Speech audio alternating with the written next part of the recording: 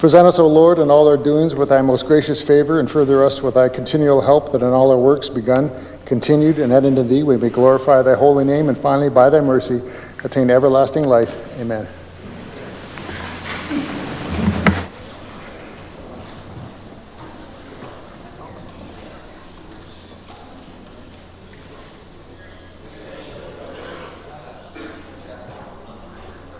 Introduction of guests.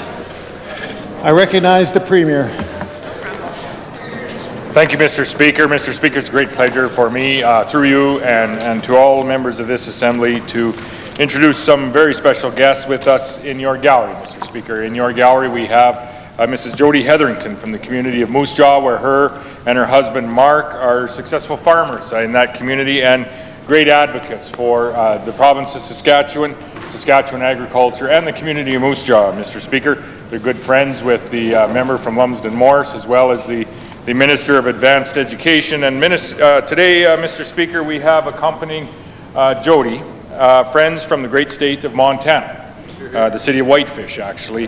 Mr. Speaker, a community many of us in this Assembly have either been to or are very familiar with. With us today, with Jody today, Mr. Speaker, are Melissa Muter and her children, Zane and Devin. Welcome. Mr. Speaker, Jody and her husband, Mark, as I said, they're active in the community. They're huge boosters of the Moose Jaw Warriors, and the Warriors are at home tonight, I might add, where they have a little bit of work to do, Mr. Speaker. They've found themselves, like we did as Raiders last year, Raiders fans last year, right? Where's my PA guy there? Mr. Speaker, they found themselves down 3-0 in this series, and you can bet that you'll find Jody and many other fans in the stands at the Mosaic Place in Moose Jaw cheering for a comeback and cheering on their team. Mr. Speaker, we're very grateful for the presence of Jody here today, as well as the Muters visiting from Whitefish, Montana, and I look forward to meeting with them later this afternoon, and I ask all members to welcome them to this Legislative Assembly. Recognize the Minister of Advanced Education. Well, thank you very much, Mr. Speaker. The Premier stole most of my lines, unfortunately. I was going to also talk about being big boosters in the community, but it's my great pleasure to also welcome my good friend Jody Hetherington. Her and her husband Mark have been friends of ours for a long time, and their 3 kids, of course, we know quite well, Lucas, Alyssa, and Jacob. And of course, her father-in-law, Doug Hetherington, was also a very prominent booster in Moose Jaw and someone who I got to know prior to getting to know them.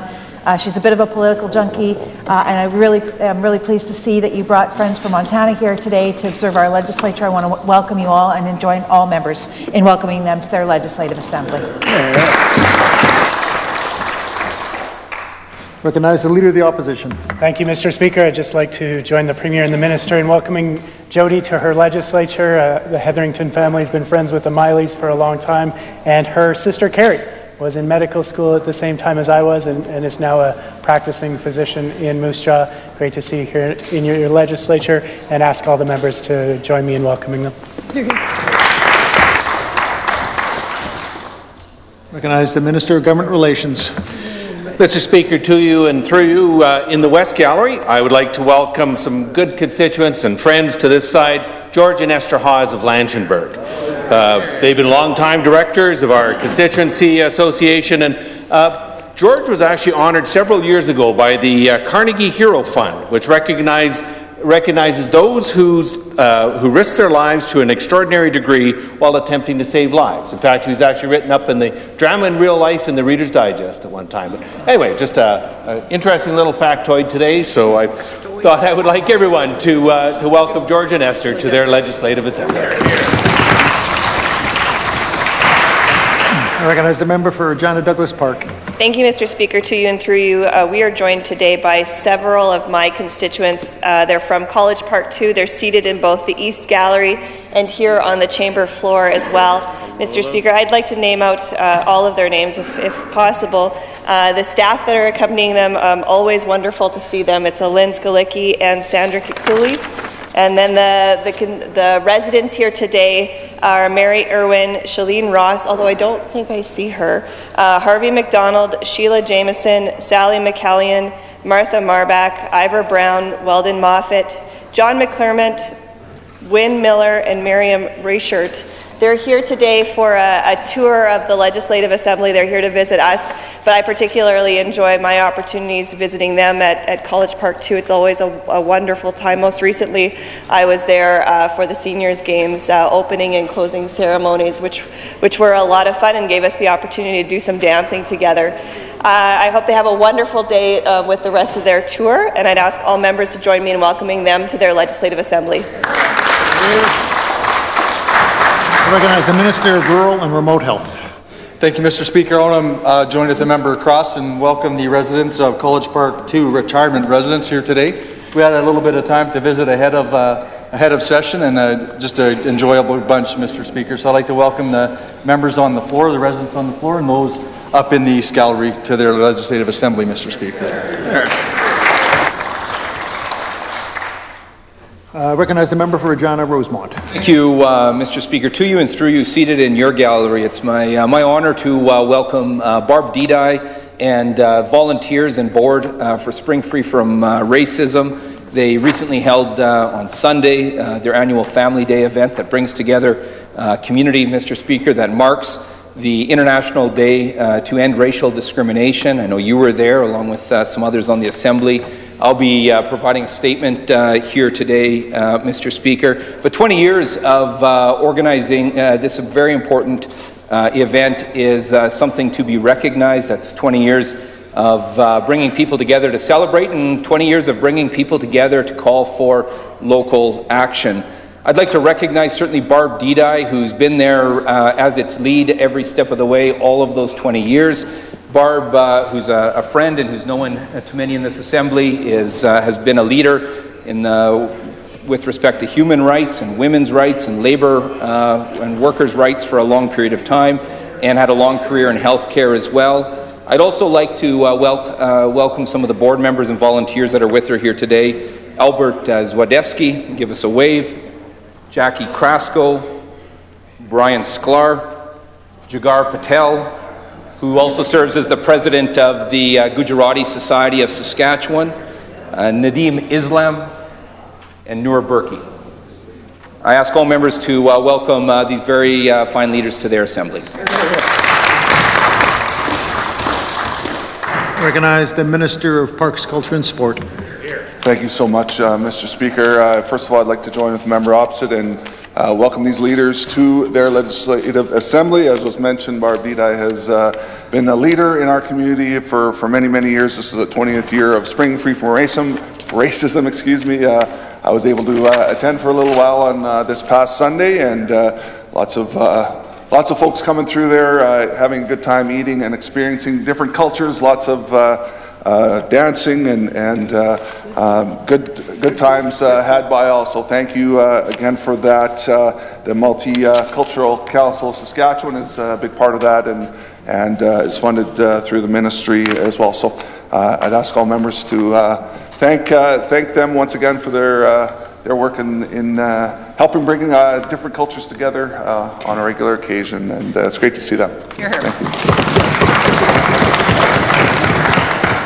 And while I'm on my feet, Mr. Speaker, in the West Gallery is a group from here in Regina. They are the Sunshine Good Sam. The folks up there, nice to see you all. They're accompanied by their recreation activity organizer, Bob Turgeon, is with them, I believe, as well. So part of their pledge, Mr. Speaker, is give aid to others, give back to the community, and to those less fortunate, and to always wear a smile. So it's great to see all these folks here visiting their Legislative Assembly this afternoon. Thank you. Recognize the member for Cannington. Thank you, Mr. Speaker. To you and through you to the Assembly, I would like to introduce in the West Gallery 26 grade 8 students from the Redvers School. Give a wave. Mr. Speaker, they are accompanied by their teacher Kyla Henderson, as well as chaperones Kevin Raymond, Krista Naviu, Greg Martin, Jessica Walensky, and Aaron Moorbutter. Mr. Speaker, this morning they had the opportunity to participate in a mock parliament with you presiding and myself there as well, and I met them later for a discussion and question and answer period, Mr. Speaker. very bright young students. I would ask everyone in the Assembly to welcome them to their legislature. I recognize the member for Regina Pasqua. Thank you, Mr. Speaker. Mr. Speaker, I would like to join members opposite and to welcome one of my friends sitting there, Jigar Patel. He is president of Gujarati Samaj in Regina. And right from him, Nurullah Burki, a good friend of mine, Mr. Speaker. We worked together about approximate 8 years, if I'm right. And right beside him, Nadeem Islam, he is one of my constituents, Mr. Speaker. And he ran election in 2016 in Rochdale, under Liberal candidate, Mr. Speaker. I ask all the Assembly to welcome these three, my friends, in their Legislative Assembly. Thank you, Mr. Speaker.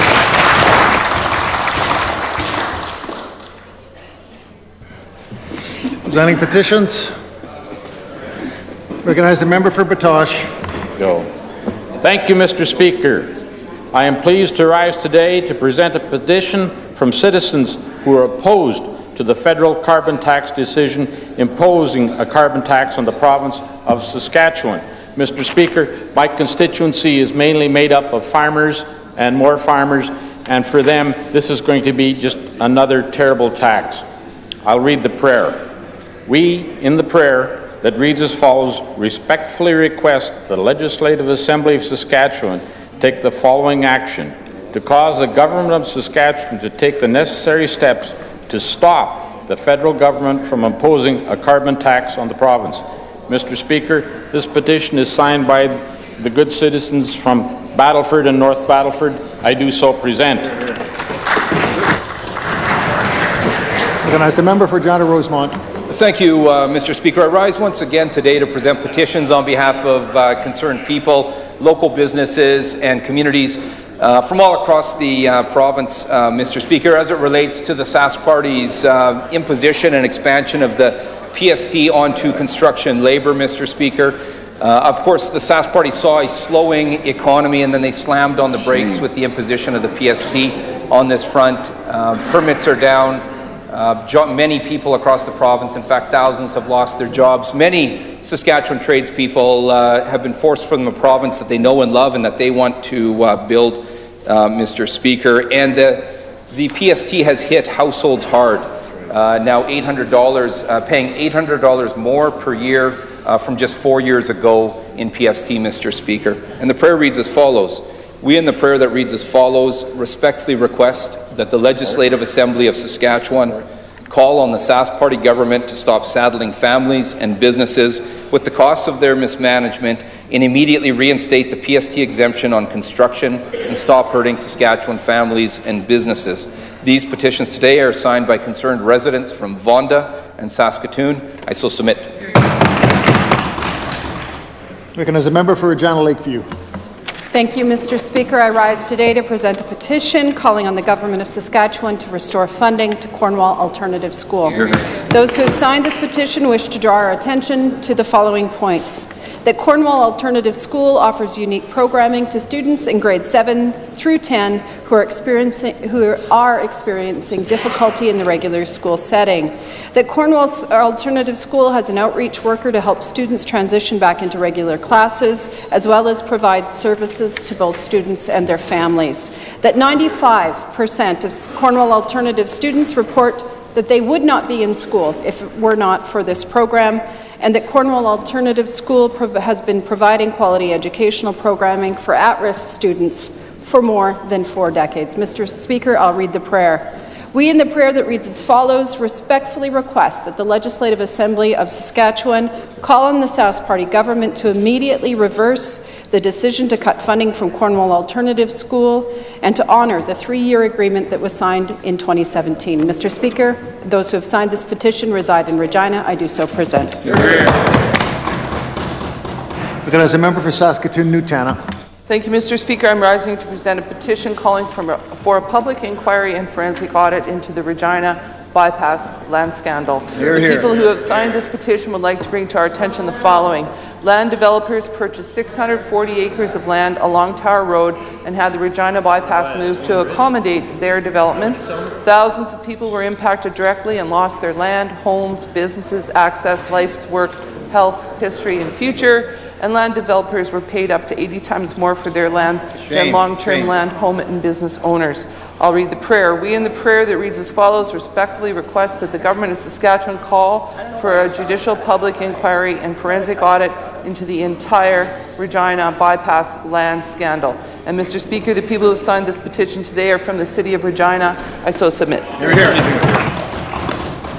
I recognize the member for Saskatoon Centre. Thank you, Mr. Speaker. I rise today to present a petition to get big money out of Saskatchewan politics. And the undersigned residents of Saskatchewan want to bring to our attention the following: that Saskatchewan's outdated Election Act allows corporations, unions, and individuals, and even those living outside the province, to make unlimited donations to our province's political parties.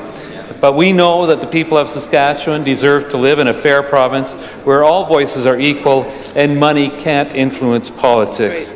But, Mr. Speaker, over the past 10 years, the Saskatchewan Party has received $12.61 million in corporate donations, and of that, $2.87 million came from companies outside Saskatchewan. Mr. Speaker, Saskatchewan politics should belong to Saskatchewan people. Not for sale. You know, Mr. Speaker, the federal government and the provinces of Alberta, Manitoba, Quebec, and Nova Scotia, and now British Columbia have moved to limit this influence and level the playing field by banning corporate and union donations to political parties.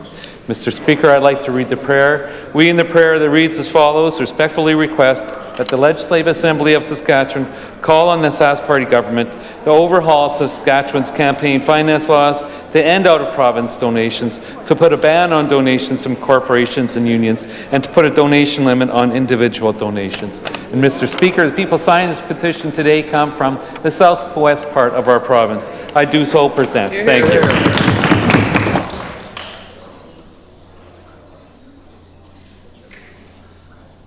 Reading and receiving petitions. Oh, you have one more? Okay, we'll go back. Recognize the member for Regina Northeast. Thank you, Mr. Speaker. I rise today to present a petition from some of the hundreds of students who gathered here on the steps of this building a couple weeks ago, students from our city and elsewhere. A petition calling for real action to fight climate change.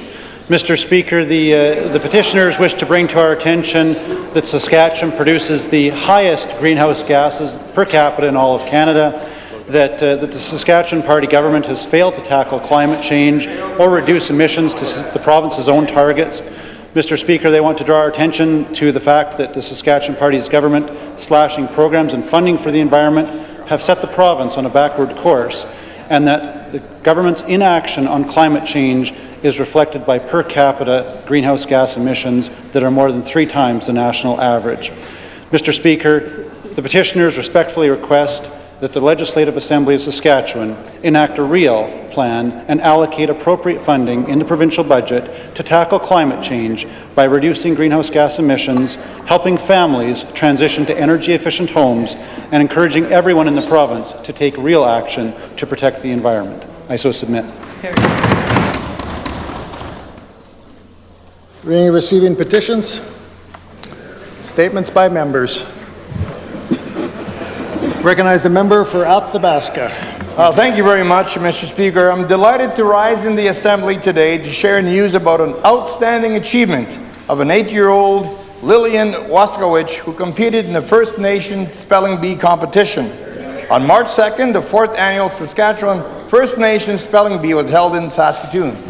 Mr. Speaker, it is my pleasure to inform you that Lillian, a grade 3 student from Makwasagahigan First Nation School in Loon Lake, took the top prize. Lillian flawlessly spelled 5 words to earn herself a spot at the National Spelling Bee this spring. She, alongside of other spelling champs, will be traveling to Toronto in May for the next round of competition. Lillian worked incredibly hard, setting aside time every week to practice nearly 400 words, and her accomplishment is a great example for her peers and a pride for her family and community.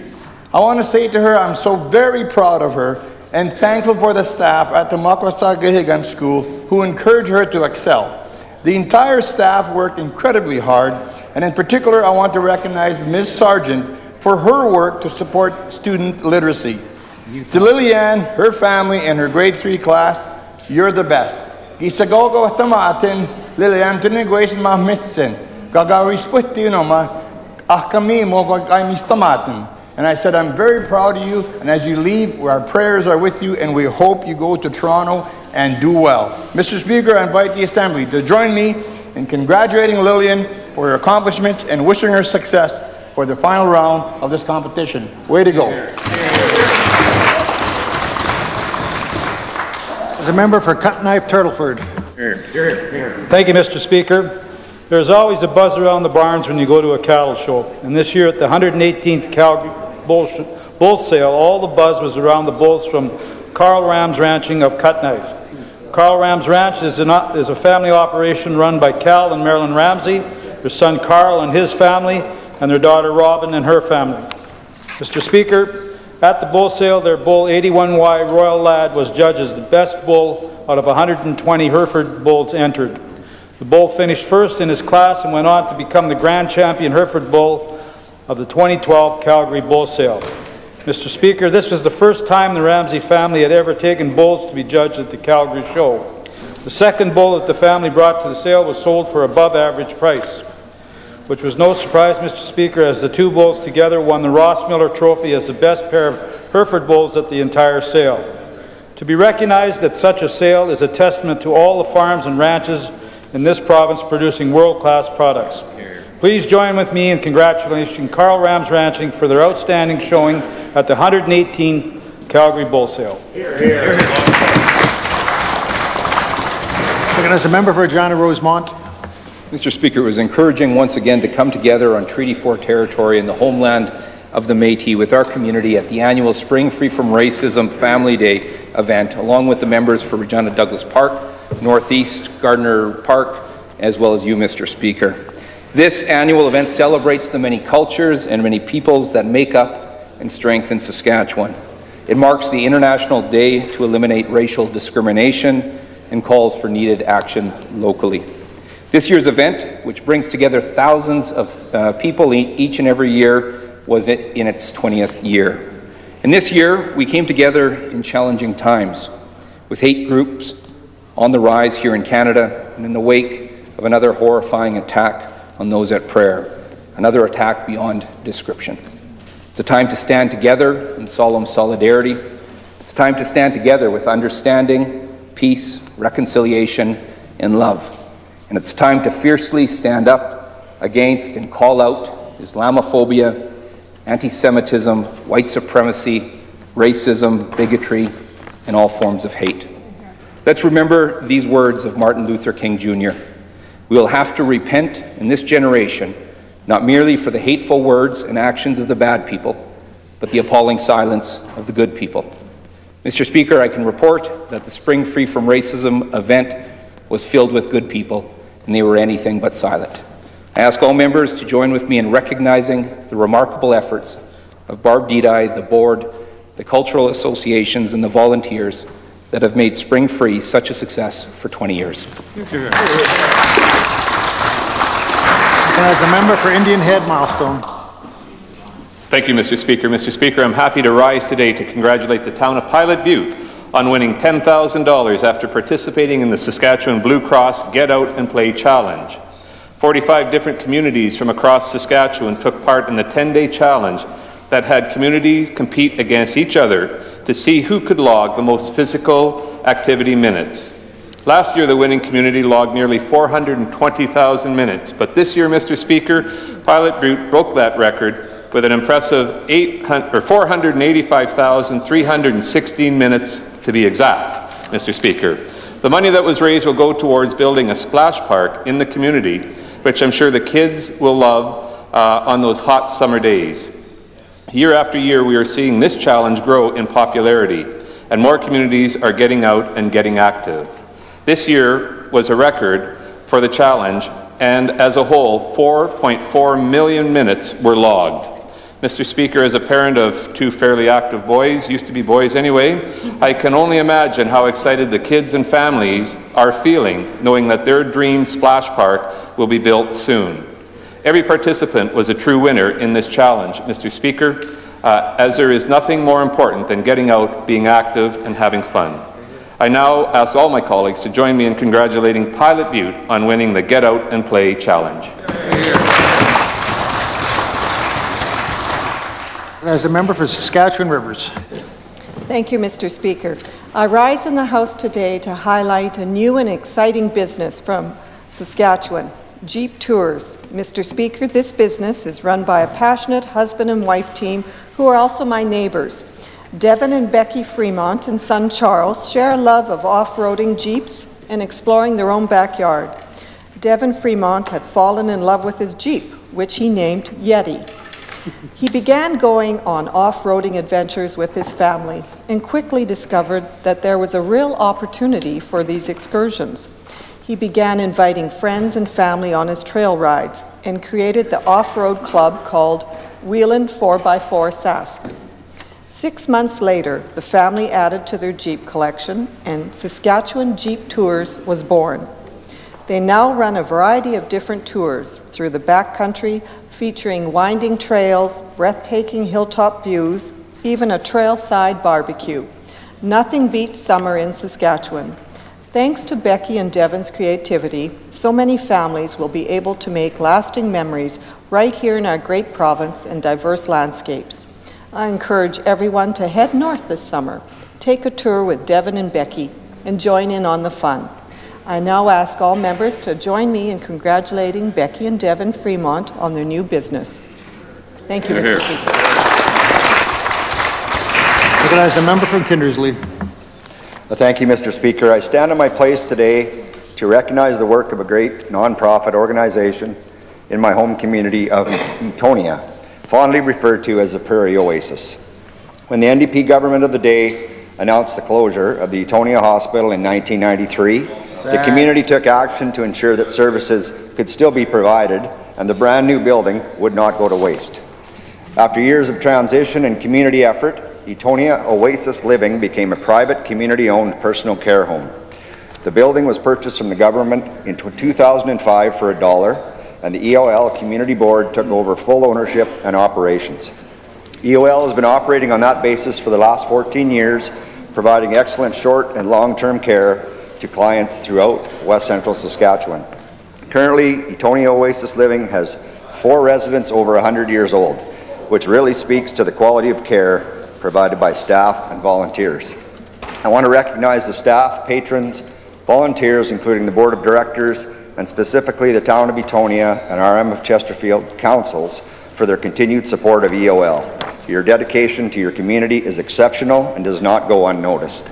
Our population is aging well and living longer, fuller lives in rural communities because of facilities like Etonia Oasis Living. Thank you, Mr. Speaker. As a member from Melfort. Thank you, Mr. Speaker. Regrettably, each year, more than 2,500 people in Saskatchewan suffer a brain injury from common and often preventable actions. Unfortunately, many of those injured can live with the effects for the rest of their lives.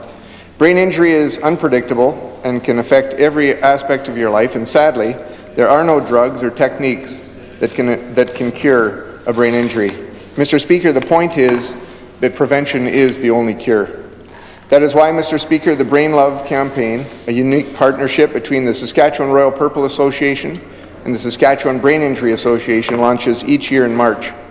To kick off the campaign, the Royal Purple Societies across the province gather together in Prince Albert on March 1st to make donations and pledges to support brain injury prevention and education programs. My colleague, the Minister of Crown Investments, was in attendance, Mr. Speaker, and it was certainly a successful event. All of the contributions have helped the Saskatchewan Brain Injury Association expand into rural communities to support education and quality of life for brain injury survivors and their families. I commend everyone involved with the Brain Love campaign for their continued dedication to education and advocating for the reduction of brain injuries. Please join me in congratulating the Saskatchewan Royal Purple Association and the Saskatchewan Brain Injury Association on another great year of raising awareness. Thank you, Mr. Speaker. Good job.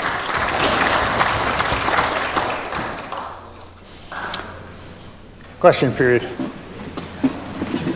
I recognize the Leader of the Opposition.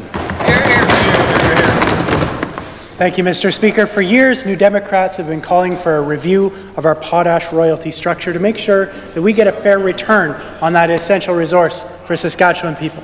In fact, we raised the issue publicly after the release of a report from the Johnson-Shoyama School on January 28th, 6 weeks before the budget was delivered. My question for the Premier is this. When was the decision made to change that royalty structure? Did the Premier know on January 28th that those changes would be made? I recognize the Premier.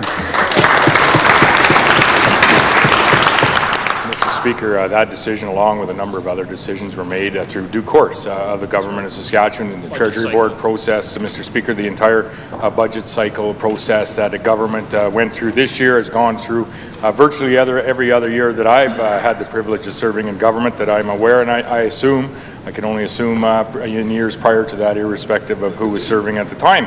Mr. Speaker, the difference about this process this year, I think, in fairness, was it was the end of a three-year effort, Mr. Speaker, an effort to bring our province's budgetary back into balance, to bring our budget back into balance, Mr. Speaker. It was an initiative where there have been some challenging decisions, no doubt, that have had to be made over the course of that time, Mr. Speaker, but we feel it was very, very important to ensure that we get our budgets back to balance here in the province, Mr. Speaker, so that we can continue to invest in the projects and the services that the people of this province expect us as a provincial government to invest in, not just today, but preserve that investment capacity for generations into the future, for our children's generation. I recognize the Leader of the Opposition.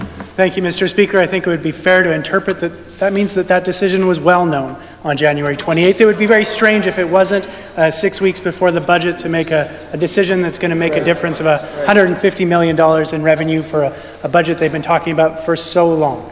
So the question then is, if the minister knew on January 28th that this decision would be made, why was she so dismissive of those calling for reviews? The Johnson-Shoyama study, members on this side. In fact, on January 28th, she said, and I'll quote, "Our province has the highest royalty and potash profits tax structure and collects the most revenue in the world, compared to jurisdictions such as Israel, where raising royalty rates contributed to a dramatic decrease in capital investment, and New Brunswick, where similar increases helped lead to a complete industry shutdown."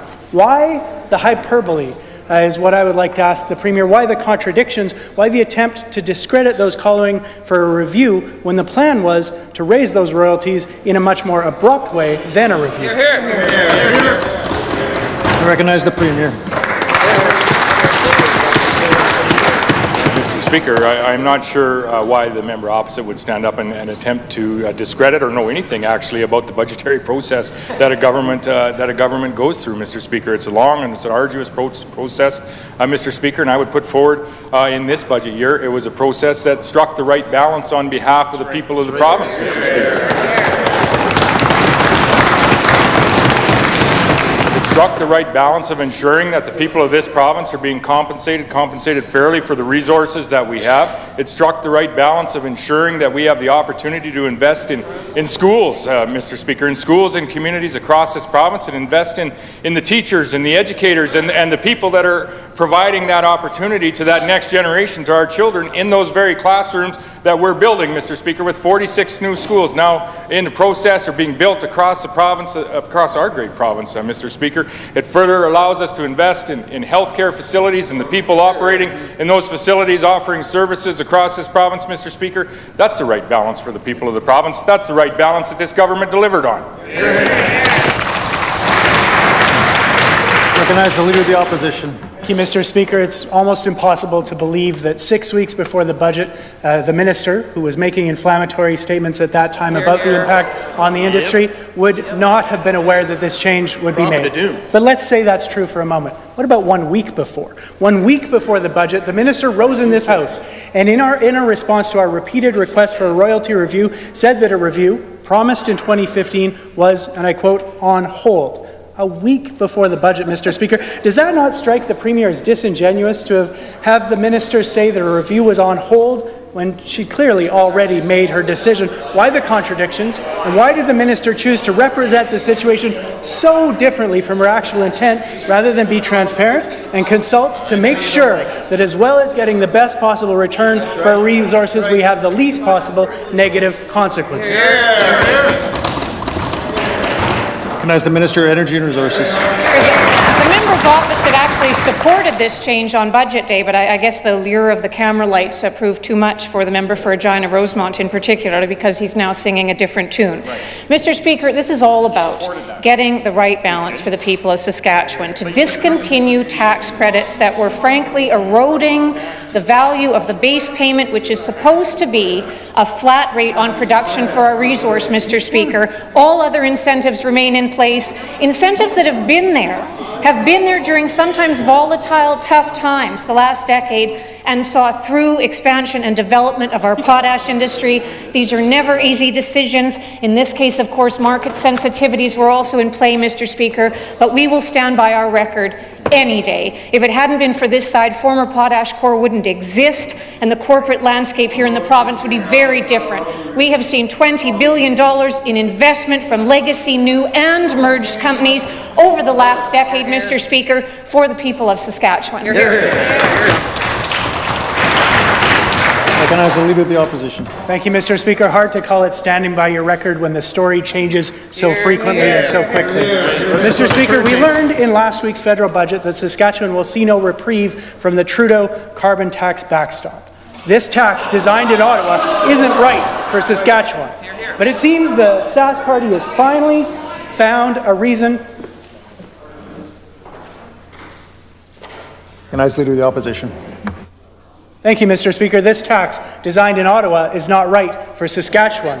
But it seems, however, that the Sask Party has finally found a reason to do something they haven't done for a long time, to love the Crowns, because they were able to use the Premier's office to direct Sask Power and Sask Energy to politicize their bills, sending out letters and emails advising ratepayers of the federal carbon tax in bold red letters, Mr. Speaker. What they never mentioned is that the Sask Party had more than 2 years to negotiate a better deal, as other provinces have done. They didn't do the work, and instead the Premier is playing a tasteless April Fool's joke on all of us, leaving us exposed to have a tax imposed on April 1st. Now, Mr. Speaker, my question for the Premier is this. Will he acknowledge that his refusal to do the work, refusal to meet and make a plan, has left us with Trudeau's plan instead? And will he also be adding a line to our power bills that says how much more we're paying because of the $2 billion carbon capture debacle, or the neglect of our infrastructure, or maybe a Bill Boyd tax to account for how much more we're paying because of the smart meter fiasco and the $25 million in extra land they bought at the GTH? Recognize the Minister of the Environment. Mr. Speaker, right from the beginning of this entire carbon tax debate within this country, the federal government made it very clear.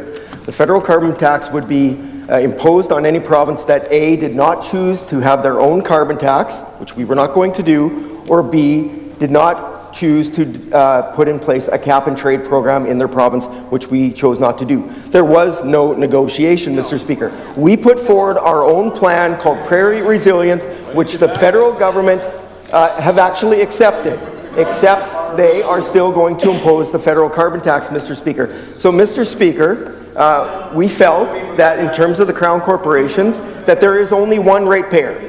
That is the people that pay the bills. And so for Sask Power, the carbon tax was going to be a new cost that would be absorbed. Whether it's hidden in the bill, Mr. Speaker, or whether it's identified on the bill, Mr. Speaker, the ratepayers were still going to pay that, Mr. Speaker. We erred on the side of transparency so that the people of Saskatchewan could know clearly, Mr. Speaker, that the carbon tax was being applied. We know all along the Leader of the Opposition likes a carbon tax. What we didn't know until a couple of weeks ago, that he would impose it on the province and hide it from them. Right.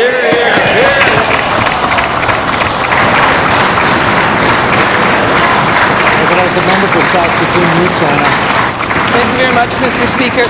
I find it somewhat strange that the minister would refer to this as transparency when it's clearly nothing but politics, Mr. Speaker. Back in December, a blackout rolled across Saskatchewan, forcing thousands of SaskPower ratepayers to go without power in the middle of winter. And this morning, thousands in Regina and surrounding communities had no electricity to start their day. Now, many thanks, Mr. Speaker, to the hardworking SaskPower staff for getting our power back. But, Mr. Speaker, back in December, SaskPower officials said that frost on the lines was causing the outages, an explanation some experts have called into question. And this morning, we're hearing that the latest culprit is misty rain. Mr. Speaker, our public power infrastructure should be able to hold up to frost or misty rain. A few months ago, the auditor blasted the government for not even knowing what maintenance was needed, which assets that need fixing shouldn't be an unknown. What's the plan to ensure Saskatchewan people can have reliable access to power? I recognize the Minister of the Environment. Thank you very much, Mr. Speaker. Mr. Speaker, I would also note to the member opposite there was a fire this morning that had an effect. There was a fire at the top of a pole, Mr. Speaker, but I'd be happy to get into more details about that. Mr. Speaker, what is clear from this government is the capital investment in SaskPower's infrastructure. $996 million last year, $886 million the year before that, Mr. Speaker, over $1 billion in several years over the last 12 years. Compared to the member's opposite, where $350 million was a great year for capital at SaskPower, Mr. Speaker. Mr. Speaker, with respect to the transparency of people's bills, we wanted to ensure that it was clear on the bills that the charge related to the federal carbon tax was simply that, because of the federal carbon tax. Mr. Speaker, this is just me. But if we were going to be directing politically, some political messaging, Mr. Speaker, it wouldn't have said federal carbon tax. It would have said the Justin Trudeau, Ralph Goodale, Liberal Party of Canada, job-killing, soul-sucking, unconstitutional, non-emitting, supported by the Saskatchewan NDP carbon tax, Mr.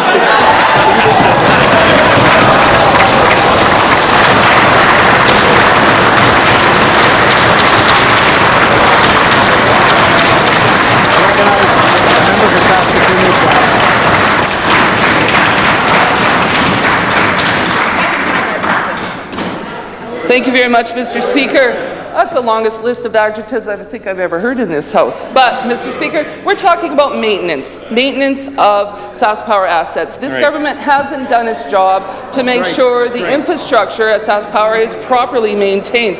Just ask the provincial auditor. In her report released last December, she found that SaskPower doesn't have risk assessments in place to ensure maintenance of its above-ground assets.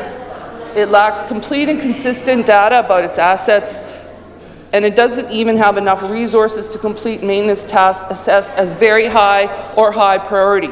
So instead of putting money into needed maintenance, Bill Boyd spent $25 million on unused land at the GTH. Bill Boyd spent millions on faulty smart meters. And of course, we have Bill Boyd spending more than $1 billion on carbon capture. How is that supposed to be acceptable to ratepayers? And what's the Sask Party's plan to make things right? Recognize the Minister of the Environment. Thank you very much, Mr. Speaker.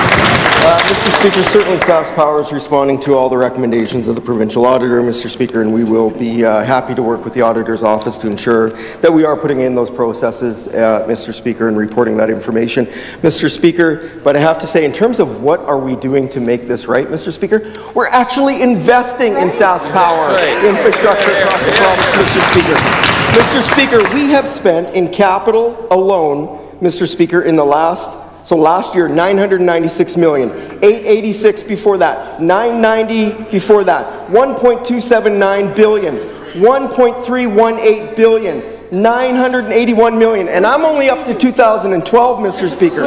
Mr. Speaker, when you go back to the years of the NDP, $200 million, $230 million, $250 million. And what were they doing at the same time, Mr. Speaker? Raising rates. Stripping more than 100% out of the company in dividends, Mr. Speaker. They were borrowing, not for capital, they were borrowing to pay a dividend. Next question. I recognize the member for Regina Lakeview. Mr. Speaker, it was something watching the minister tie himself in knots yesterday, trying to explain how his government needed to slow down, be prudent, consult, instead of just honouring a funding agreement that they signed off on in the first place?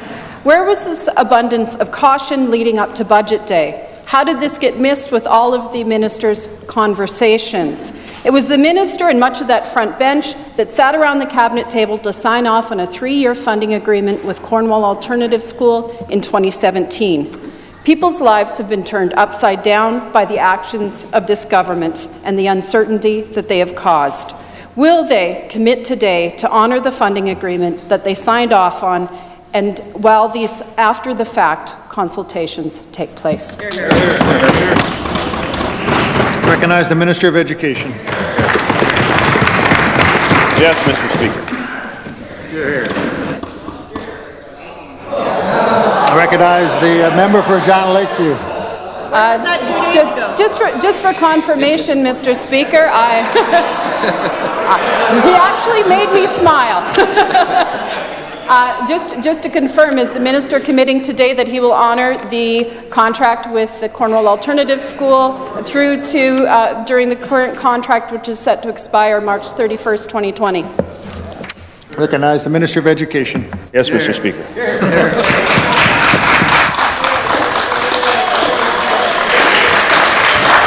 I recognize the member for Regina Rosemont. Mr. Speaker, last week's budget failed to undo the damage caused by Sask Party choices to families and our economy. Nothing to address the nearly $800 more families are paying in PST or to help those struggling with the high cost of living. And today's average weekly earning numbers are just the latest example of how tough things are for Saskatchewan households. Growth in average weekly earnings are less than 1% and more than less than half of the national average. In fact, we're dead last when it comes to earnings growth all across Canada. How can the Sask Party say that their budget is balanced when it fails to address our worst in the nation earnings growth for struggling Saskatchewan families who have also been hit so hard by cost of living increases like the more than $800 per year the average household is facing in PST costs? Can I recognize the Minister of Trade? Mr. Speaker, the preamble was completely wrong in that question. In fact, what the stats showed, Mr. Speaker, is that Saskatchewan was first last month in terms of weekly earnings growth. That's what the actual study showed, Mr. Speaker. I'm not quite sure what he's referring to. In addition to that, Mr. Speaker, what Statistics Canada has shown for the last 6 months has been consistent year-over-year job growth. Now, over 7,000 jobs created year-over-year, Mr. Speaker. 73,000 jobs created over the course of the last decade, Mr. Speaker, one of the highest rates of job creation in the entire country. In addition to that, Mr. Speaker, we know what their record was, which was the absolute dead worst last rate of job creation in the entire country during their time in government. Mr. Speaker, we will talk about the economy in this chamber every day in the week. We are proud of our record, and they can't stand by theirs. Recognize the member for Regina Rosemont.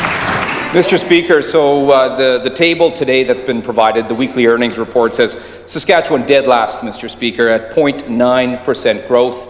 Less than half the national average, last in Canada, Mr. Speaker, and we expect better from a minister. You should know those facts. We also expected this government to fire up the economy in this last budget, but we didn't see anything on that front. They could have fixed their broken procurement model, improved the minimum wage, scrapped the PST on construction, ramped up renewable power and energy efficiency retrofits, invested in education, build a film industry, the list goes on and on.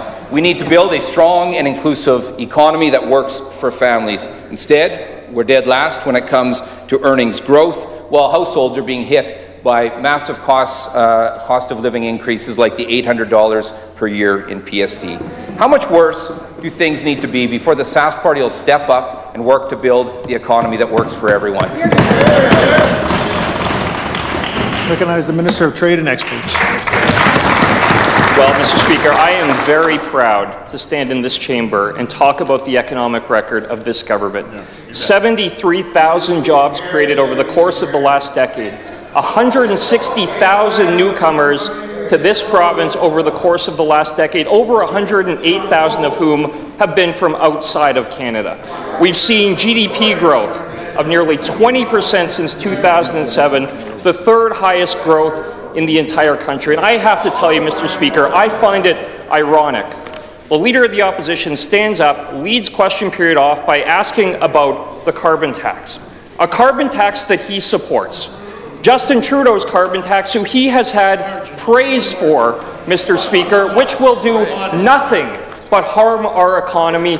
He has stood up repeatedly for Justin Trudeau. Mr. Speaker, on this side of the House, we stand with the people of Saskatchewan. Recognize a member for Regina Northeast. Thank you, Mr. Speaker. Mr. Speaker, a couple of weeks ago, employees, communities, trappers, hunters were surprised to learn that the Ministry of Environment was shutting down field offices in 19 communities. Mr. Speaker, these closures will have a devastating impact on the people and the communities affected. Communities like Buffalo Narrows and South End, those offices were busy and those communities were already hard hit by mining layoffs. Those cuts will bring $600,000 into government coffers. And this is another example of the government balancing its budget on the backs of people and communities that can't afford it. My question for the minister is, are those the last of the job losses, or can we expect more as a result of last week's budget? Recognize the Minister of the Environment. Thank you very much, Mr. Speaker. Mr. Speaker, I want to thank the member for the question. I just want to correct the premise of his question. We're not closing a single office, Mr. Speaker. Mr. Speaker, more than half of those 19 offices serve the public less than 3 days a week. Many of those were 2 days a week offices, and yet those offices were still accessible for the members of the public through the conservation officers that will still be stationed out of those offices. So as was in the past in days where members of the public needed to get a hold of a conservation officer or access a service from that office on a day that it wasn't open, there was a number to call to contact the conservation officer. So that still will take place. We're not closing any of those offices. We're not removing any of the conservation officers from those communities, and the public will still have access in a way that they have had for most of the time through those offices. Here, here. Here, here. As a member for Regina Northeast. Mr. Speaker, with respect to the job losses that the Ministry of Environment has had announced in those field offices, one of the issues that we have is in relation to chronic wasting disease detection. And Mr. Speaker, the number of zones where chronic wasting disease has been detected has more than tripled in the past year. So, Mr. Speaker, it's difficult to see how that detection is going to improve in the face of these job losses and services, especially in areas like Weyburn and Humboldt, which have already been under-reporting CWD data. So, Mr. Speaker, my question for the Minister is, what is this government's plan to rectify that issue? Recognize the Minister of the Environment. Thank you very much, Mr. Speaker. Mr. Speaker, the plan going forward will be as it has been in the past. So, for instance, he mentioned Weyburn. I believe Weyburn was one of the offices that was only open 2 days a week. So in the other 3 days out of the work week, when members of the public needed to report, for example, CWD, or whether it was any other services that were provided, they had the opportunity to phone the number, contact the conservation officer, and set up a time to take that sample to that office, Mr. Speaker. That already happened in the vast majority of those offices, Mr. Speaker. So in terms of the offices, there are no closures, Mr. Speaker. Unfortunately, there are some layoffs that are as a part of this decision, Mr. Speaker. But I will say it's a far cry from 2004 when the member from Saskatoon Centre made decisions as Minister of the Environment that did actually close offices and impacted 200 environment employees. 12% of environment staff either were fired or had their hours reduced. We're not doing that, Mr. Speaker. Here, here. Recognize a member for Regina Douglas Park. Mr. Speaker, Saskatchewan has the second highest rates of sexual assault in the country, but still, to this day, despite calls from the front lines and calls from this opposition, we don't have a sexual assault strategy. The Minister has signalled the sexual assault strategy report will be released this spring. When will we see that report? And will it finally be accompanied by additional funding and won't simply sit on a shelf? I recognize the Minister of Justice. Mr. Speaker, we've increased funding across a number of the agencies that we work with to deal with both domestic violence and with sexual assault. The issues that the member raised is something that I know is important to her, and I think it's important to every member that's in this House. Formal response will be coming forward within, I'm told, the next few weeks. The partners are working with the officials in the ministry, and we expect to have something done and a more formal response in the very near future. I can tell you, Mr. Speaker, that our budget this year is $11.9 million for interpersonal violence and abuse services. We take all of those things serious, and Mr. Speaker, we want to thank the various agencies and CBOs that we work with for the help that they've given to victims of both sexual assault and domestic violence, and we will continue to take those things forward.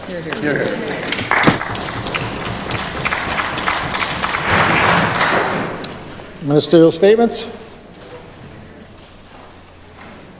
Introduction of bills.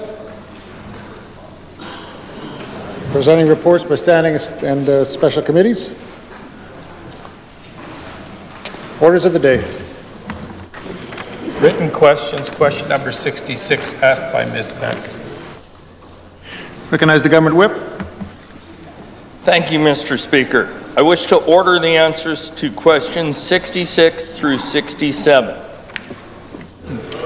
Ordered. Question 66, 67. Question number 68 asked by Ms. Beck.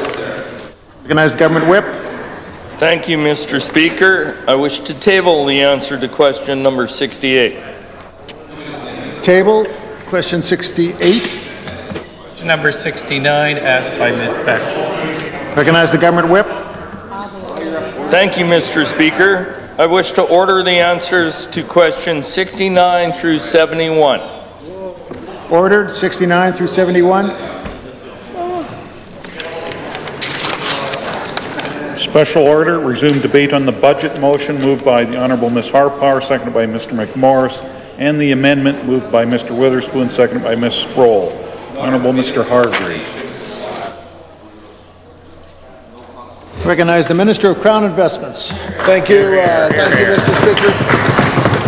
It's a pleasure to be on my feet again. I only had a few minutes last night, and it's a pleasure to be able to be on my feet here today to finish off, Mr. Speaker, this balanced budget, Mr. Speaker, this budget that's the right budget for the people of Saskatchewan. Mr. Speaker, I'll start off again because I often do, I always do on my speeches of thanking certain people, but I'll only thank one today, and that's my wife, Fran. She's not down here; she's away right now, and but she is sort of the rock in our family, and helps me and looks out for me and puts up with me, and I appreciate it all. Mr. Speaker, I had to change my notes a little bit from what I was going to speak on, Mr. Speaker, because I did hear the member from PA Northcote speak yesterday about investments in PA and things that are just not happening in Prince Albert. I don't know if she goes to this, obviously not to the same events I do, but I go to lots of events, Mr. Speaker. I've been to many. I've been to, I don't know how many houses this last year, Mr. Speaker. Habitat for Humanity is open, Mr. Speaker, with our government's participation. There's the housing development in Prince Albert, Mr. Speaker. 30 units, Mr. Speaker, they opened up. I don't know, I've been there. You know, over the last number of years, there's about 420 units in Prince Albert. I don't know if it's 6 or 7 or 8 city blocks, Mr. Speaker, but that's a lot of units that this government has participated in for those most challenged, Mr. Speaker, those in need, Mr. Speaker. So I was there and I seen all that. I'm in PA and I travel around to that, Mr. Speaker. There's that new Pineview Terrace. It's only a couple of years old, Mr. Speaker. I think that's pretty good for seniors. Some people might forget that it's there. I don't, Mr. Speaker. I like to stop in at Pineview Terrace. It's a wonderful facility, and we're very fortunate in Prince Albert to have it, and it's something to actually brag about, not something to say it's not good enough, Mr. Speaker. Revenue sharing, as I mentioned last night, Mr. Speaker, it's up from 2.9 million to 6.5 million. That's a 118% increase, Mr. Speaker. I think that's pretty darn fine. Mr. Speaker, I got to mention about the hospital. You know, Mr. Speaker, in this budget, we talked about $2.5 million towards the hospital, pre-construction design for the hospital, Mr. Speaker, and the member from Prince Albert Northcote said something along the line of, that's just a distraction. That's just a deferral. That's just, just a delay tactic. Well, I don't know about you, Mr. Speaker, but I think $2.5 million is a lot of money. It is to me, and I think that's a pretty good commitment in any workplace. $2.5 million would be a pretty darn good commitment, Mr. Speaker. And Mr. Speaker, our Premier has committed whatever he's committed to. He's lived up to, and I'll take him at his word, Mr. Speaker. Mr. Speaker, I can also quote the Mayor of Prince Albert, and I quote, and this is Mayor Dion, Mayor of Prince Albert. I quote, "As the Mayor of Prince Albert, I couldn't be happier to see the government put in this year's budget to proceed with construction plans to the new Victoria Hospital. It's exactly what we were looking for, and we're very excited about it," unquote. So I think that speaks pretty well of what the city thinks of our plans for the hospital in Prince Albert, Mr. Speaker. So we're happy with that there. The member also talked about impaired driving, Mr. Speaker, and we should be doing more. Mr. Speaker, I could never argue with that. One death on our highways due to impaired driving is too many, Mr. Speaker. But I'm very, very proud of the record of this government on impaired driving, Mr. Speaker. We introduced legislation in January 1st to come into effect, January 1st, 2017, Mr. Speaker, giving us probably the toughest laws in this country, Mr. Speaker, against impaired driving. And I was happy, Mr. Speaker, not that there was any deaths in 2017, but by the end of 2017, Mr. Speaker, the number of deaths from impaired driving had dropped by 40%. Mr. Speaker, that's significant. Huge. And Mr. Speaker, that led to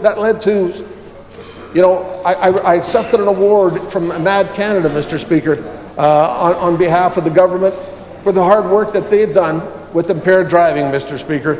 And that was the Citizen Distinction of the Year award, Mr. Speaker, because of the good work that we've done.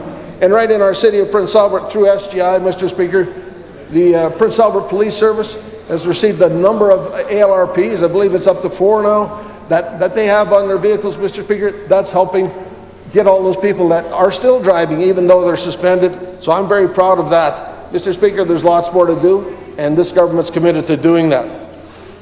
Mr. Speaker, I want to talk about the freestanding hospice. I touched on it last night, but boy, I only had a couple of minutes. I rushed through it, and I didn't give it the justice that it needed.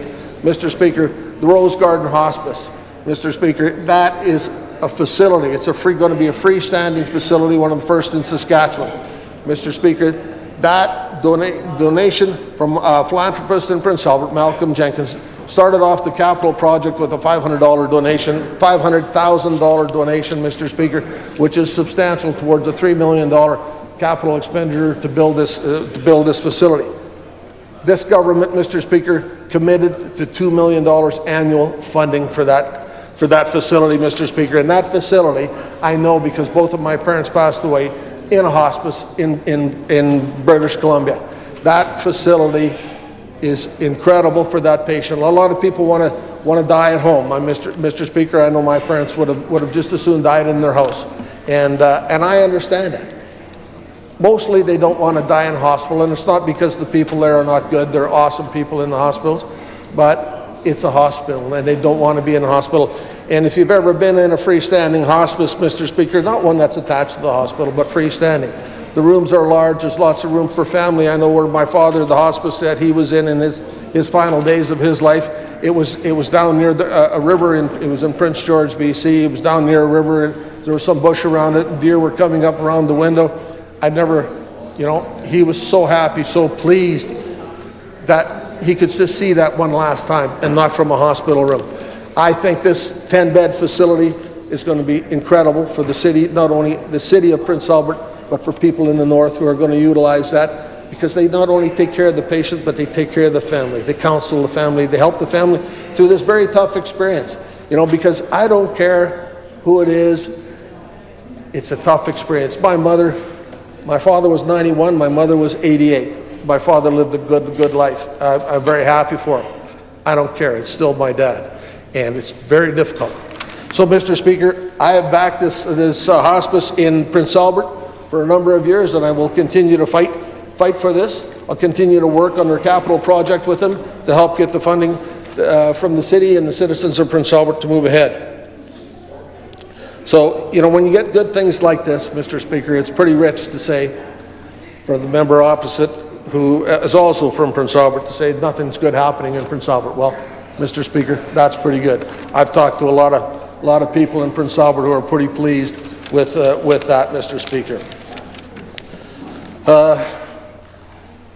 Most of the other members here, Mr. Speaker, you know, they've spoken on the budget. They've gone through all the numbers. I mean, you know, the member from Turtleford last night, he quoted just a few numbers that, well, you had to be here to listen to it just to hear. I don't think he missed any numbers. I think he got more numbers probably in his speech than the finance minister had in hers, Mr. Speaker. But anyway, he covered it off. He covered it off pretty well, Mr. Speaker. But you know, I'll sort of finalize, because I did have some time last night, so I'll kind of finalize with just a couple of more things.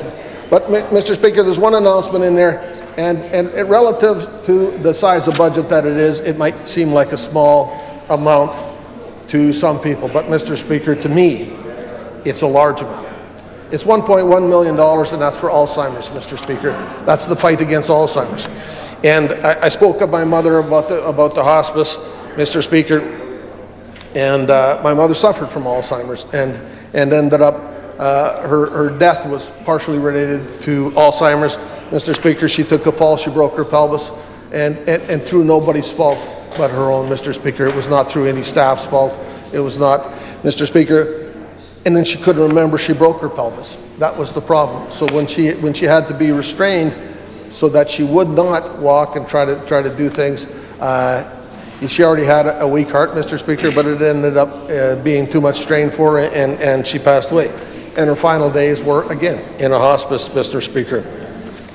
But my mother was an incredible woman, and I have full respect for the staff that worked in there, that did take care of her, both in the home that she was at and in the hospice where she ended up, Mr. Speaker. I just want to read a little something here, you know, because there was a post, and a true story post, and it has to do with Alzheimer's, Mr. Speaker, and it's about, you know, a fellow wrote, and it's about my last trip to Grandma's house. And it goes along and says, when I was a boy, we took a trip to Grandma's house. Sure, Grandpa was there and he was the star of the show, but it was Grandma's house. It was a big house with a big yard. She ran it with love, care, made sure everything was in proper order, and that everyone who came was looked after. She loved me enough to tell me when I was doing something wrong, because she wanted me to be a good person when I grew up. Her hair was brown. She was beautiful. She loved me and I loved her, Mr. Speaker. I grew up and Grandma moved. I took a trip to see her now and then. Her house was smaller, but still looked after with loving care. She would be there at the airport with Grandpa to pick me up, and my wife and my son. She would laugh and smile and play with her great-grandson. She didn't worry as much if her great-grandson touched things, as long as he was safe. She knew life was about love and not about having a perfect house, even if she cleaned up all the crumbs after we went to bed. Her hair turned white, but she was beautiful. She loved us, and we loved her. Grandpa died, and Grandma moved on. She moved on again. I waited to visit her. They said she had forgotten things, and I didn't want to be one of the things that she had forgotten. She got sicker, and I went to visit Grandma's house again. Now it was a small room with a shared bathroom, well kept by other people because she couldn't anymore. I walked in scared of what I would experience, and she smiled at me. She knew me instantly. So good to see you. She remembered me. She had only the robe that hospitals make you wear. She had no teeth, but her smile was so genuine, I didn't care. We talked in a way that people do when there's nothing left to say, only the most essential. I love you, Grandma. I love you too. You're a special boy.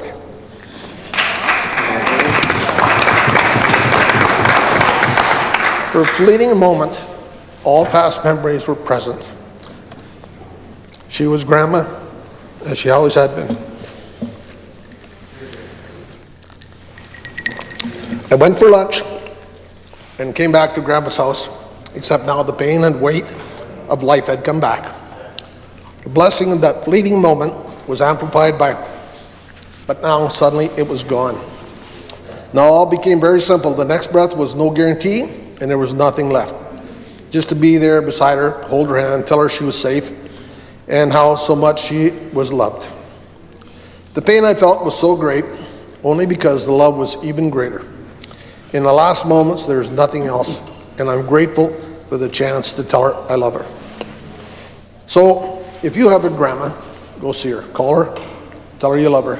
You never know when it's your last trip to Grandma's house. Mr. Speaker, Alzheimer's is a terrible, terrible disease. I know far too many people who suffer from Alzheimer's, and it does run in my family. So I know I lose my memory a little bit here once in a while, and I get criticized by it. My chief of staff says, I told you that yesterday. But Mr. Speaker, it's so important. That family is so important. Grandmothers are so important.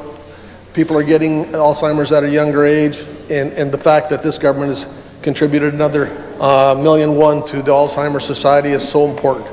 And I know, like I say, Mr. Speaker, when my mother passed away, there was moments of clarity, and I spent the last 7 days of her life with her, and those moments weren't always there, but when they come, you want it to be there to take care of, to take those 10 minutes in, to take those 15 minutes in when she knew exactly everything that was going on. It was just like there was nothing wrong, and it was so incredible, Mr. Speaker. And while she was a little bit better, I mean, just before that, Mr. Speaker, I used to, because I lived here and she lived in Prince George, so we arranged to, my wife and I arranged to send on Tuesdays. Tuesdays was bath day at the hospital. It was a great day for her at the home. And so we arranged on one Tuesday it would be a fruit basket that would be delivered to her. And on the next Tuesday it would be a flower basket. And each Tuesday I would phone her and say, hi, Mom. And she knew it was one of her kids, and then I'd say, it's Joe. Oh, yes, Joe, it's so good to talk to you. And I'd say, so did anything happen today? And she says, yes, I got a fruit basket, or I got a flower basket. I said, oh, really? And who was that from, Mom? And she says, I don't know, let me look. And so she knew there was a card on it, she picked it up. Oh, she says, it's from you. And every Tuesday, I would do the same thing. Every Tuesday, the same call. Every Tuesday, the same answer. So it was always a thrill to me. And it cost me, Mr. Speaker, and I don't think people realize this, because everybody looks, oh, the government should pay, government should pay. It cost me $35 a week to hear my mother say that. It was the best $35 a week I ever will spend. Mr. Speaker, anyway, I get emotional when I talk about my mother, and I get emotional when I talk about Alzheimer's. And Mr. Speaker, because it is very, very important. Anyway, Mr. Speaker, this government has brought in a balanced budget. You know, and a budget, I believe, is the right budget for Saskatchewan. I'm very proud of our finance minister and the hard work that she did. I'm very proud of our premier and the job that he's doing. I'm very proud of our caucus and all the members that are out there working hard every day, Mr. Speaker, for their constituents, and not only for their constituents, but for everybody in this province, Mr. Speaker. I am so very proud of them. Mr. Speaker, I most definitely will not be supporting the amendment to the budget, Mr. Speaker, but I most definitely will be supporting the budget by our finance minister. Thank you, Mr. Speaker. I recognize the member for Batoche. Thank you, Mr. Speaker, for once again having the opportunity to rise and speak on this year's budget. Before I begin, there are a large number of people I would like to say thank you to. First of all, Marianne and Dawn Telfer. Marianne is my CA, and she's backed up by her husband, Don, and they've been there to support me right from the very beginning. So I thank them for their support and their friendship. Thanks much, Team Telfer.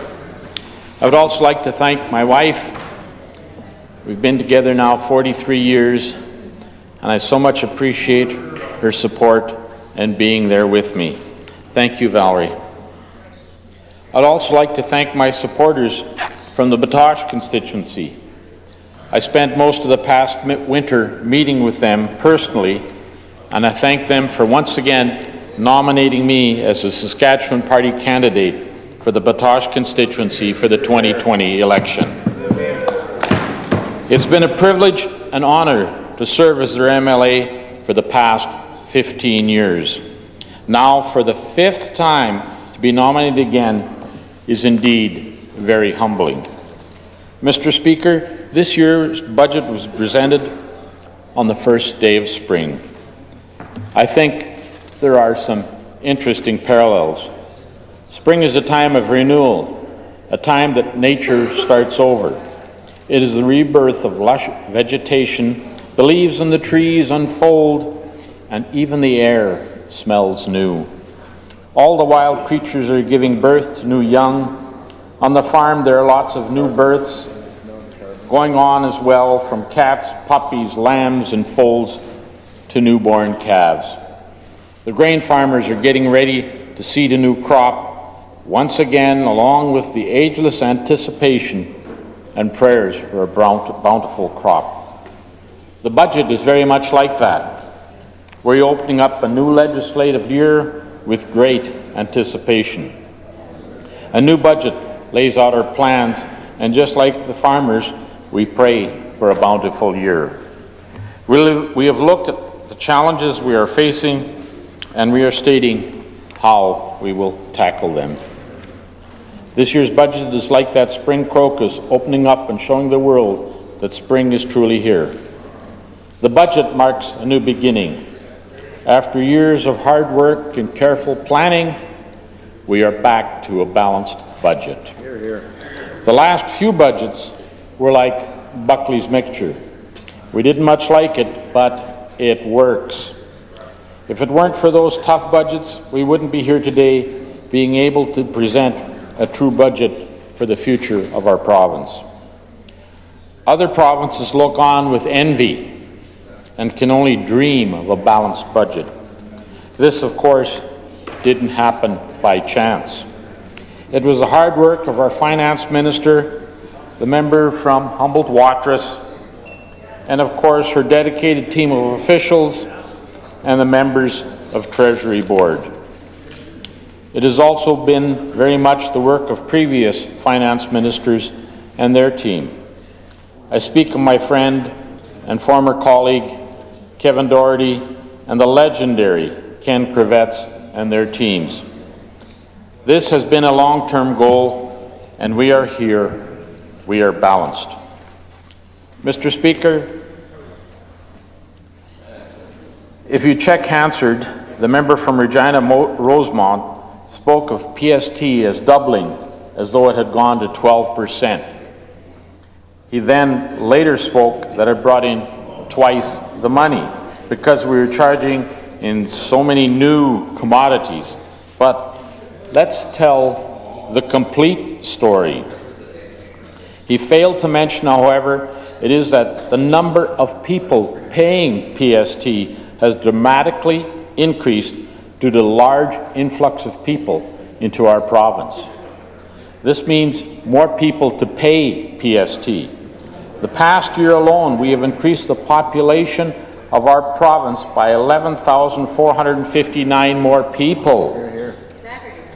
This is a huge factor that he conveniently leaves out, because perhaps that side of the House always said that increasing our population couldn't be done. Other projects that he and members of the other side oppose is the Regina bypass and the GTH. They call it a scandal. Mr. Speaker, already 4,800 trucks a week are passing through the GTH and construction isn't even finished. 4,800 a week, and they say scandal? The scandal is they are not supporting it. They also say the GTH and the Regina bypass are way over budget. Once again, they choose to ignore the fact that the project was expanded. There is definite documentation that the project was expanded. Mr. Speaker, once again, I will spell it out. The project was made larger, it was expanded. You listen to me, I listen to yours. That's the way it works. Member from Cumberland. The true fact are the project is on time and on budget. Mr. Speaker, I must say again, on time and on budget. Mr. Speaker, the oppositions are from the same NDP party that were against the Co-op upgrader in Regina, the Husky upgrader in Lloydminster. How about Gardner Dam and the amazing Lake Diefenbaker? There is also the Rafferty Alameda Dam. Can you imagine Saskatchewan with any of that? They are the team that has held Saskatchewan back. Sadly, Mr. Speaker, that is their mantra. If it would be a step forward for Saskatchewan, they don't want it to happen. They would prefer to stay the wee province. What I now see as the biggest contradiction of the NDP stance on this fantastic budget is they are trying to do as follows. First, they say we haven't spent enough health care, mental illness, education. In fact, every point of the budget, they say we didn't spend enough. They keep on saying we need to spend more. There's not one area where they say we've spent enough. Then, on the other hand, they say we're going too deep in debt and have spent too much. They criticize and endlessly saying the budget spends too much. Mr. Speaker, which way is it? Have we spent too much or too little? To quote an old saying, you can't suck and blow at the same time. It's time to stay where you stand. Is it too much spent or too little? Mr. Speaker, this side knew even before the budget was presented that the opinion of the members across the way would be negative. But they are not the true measure of this budget. The people of Saskatchewan are the true measure of this budget. The vast majority of the people of Saskatchewan approve of this budget. They agree it is the right budget for the right time. The polls at CTV Regina and Saskatoon Rand show that this budget is indeed the right budget for the right time. The people of Saskatchewan see this budget as deliberate and fiscally responsible. They want a balanced budget, and they got a balanced budget. Mr. Speaker, we also have other issues to deal with that are big factors in future budgets. I speak of the carbon tax. The carbon tax is the most destructive tax imposed on Saskatchewan. It does nothing to increase the amount of carbon. All it does is fill in federal coffers. For the member from Regina Northeast, the truth be known, Saskatchewan sequesters more carbon than it produces. Sequesters more carbon than it produces.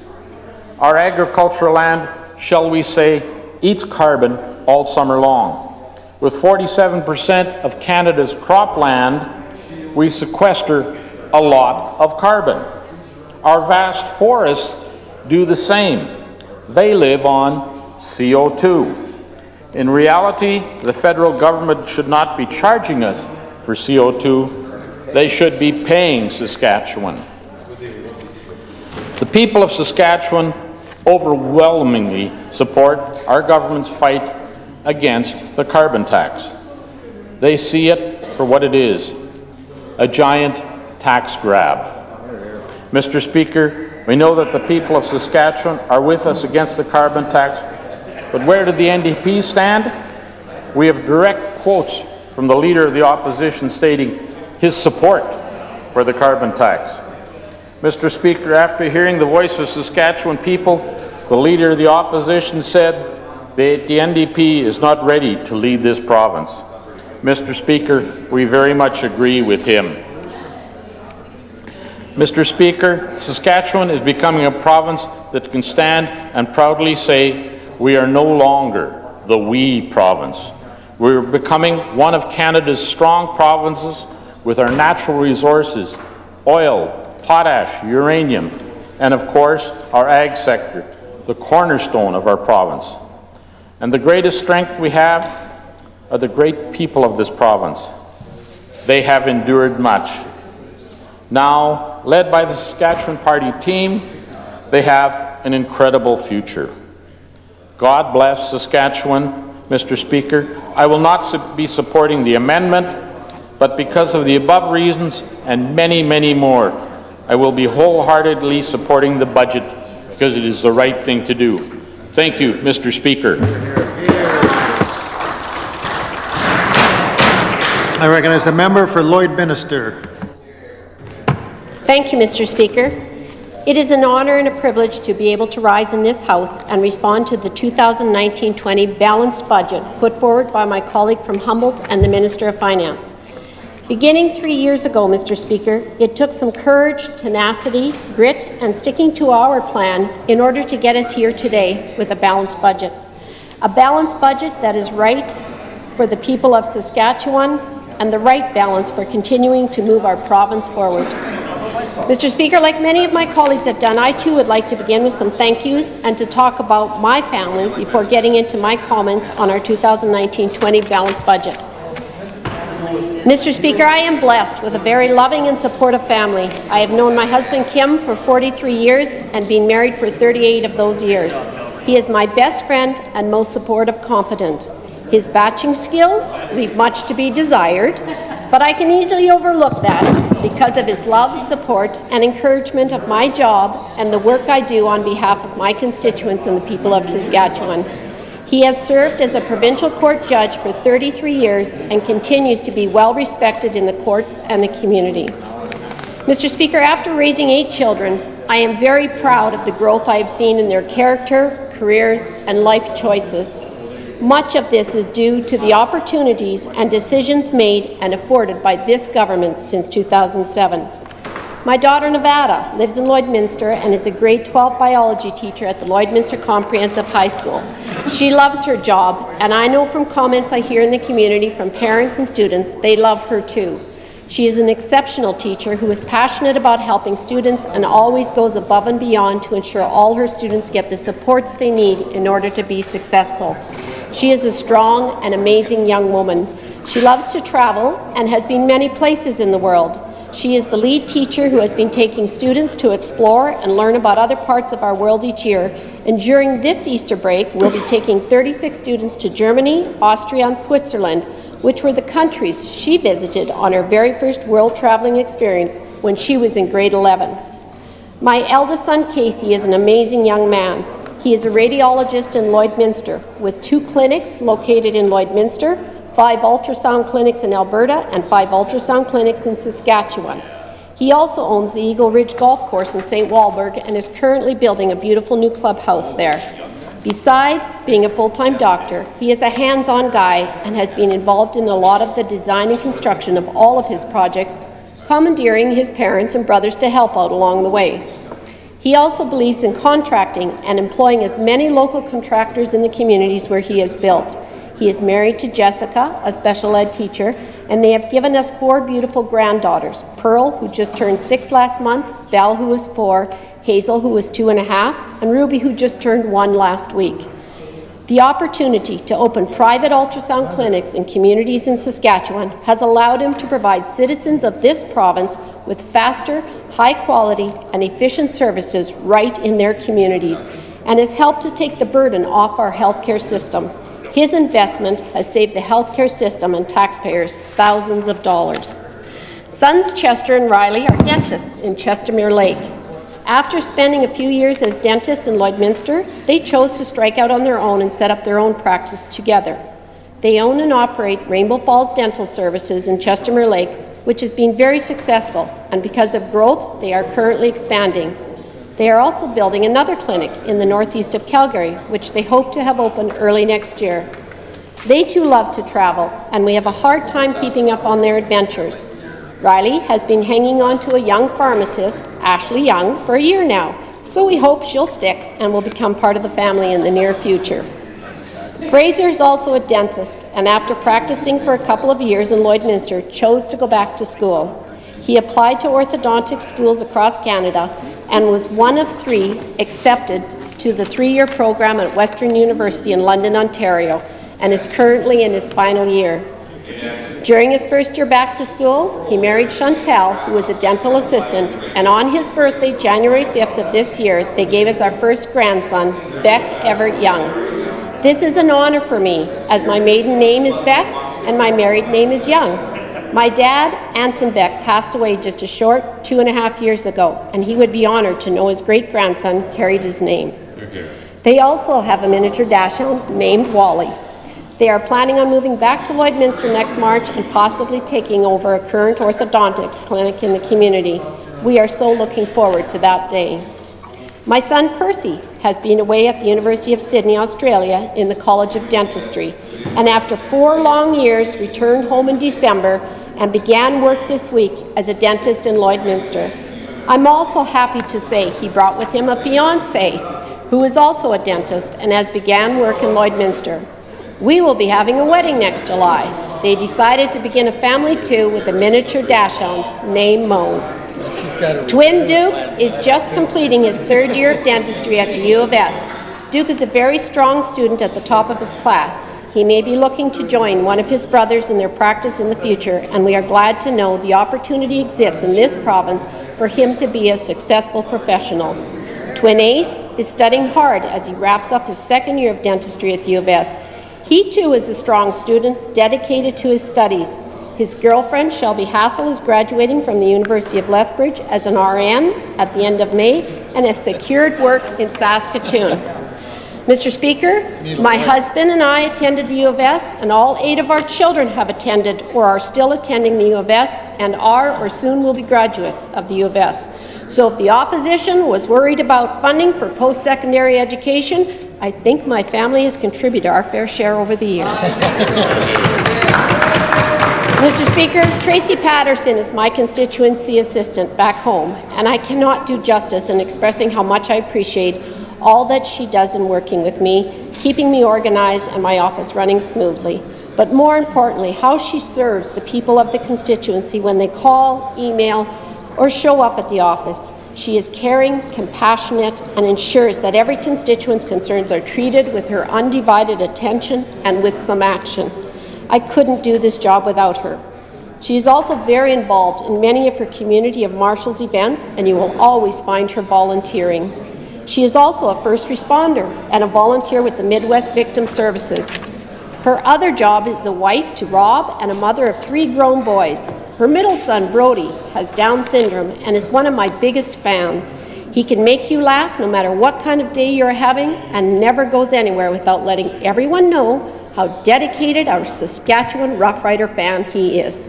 I don't think I've ever seen him not wearing some kind of Rough Rider clothing or paraphernalia. Thank you, Tracy, for being you. Finally, I'd like to thank my constituents for placing their trust and faith in me to be their representative. I am humbled and honored to serve them. I believe I have worked to the best of my ability on their behalf to address their concerns and advocate on their behalf. Mr. Speaker, just after I was first elected in the November 2014 by-election, oil prices began to fall, and oil and gas companies started playing a little bit of a caution game when it came to more investment and spending as they had done in past cycles. But as we were soon to see, this was not like cycles in the past, where after a year or a year and a half, prices would climb back up and business would resume. A new, inexperienced Prime Minister and an NDP government next door in Alberta shortly thereafter began creating challenges that saw our province see revenues from an important and valuable resource in our province, the oil and gas industry, drop to new lows. $1.3 billion reduction in the oil and gas resource sector annually since 2016 had our government challenged to continue providing strong and efficient services to a rapidly growing population. We had to make some very difficult decisions, and I have to give credit where credit is due.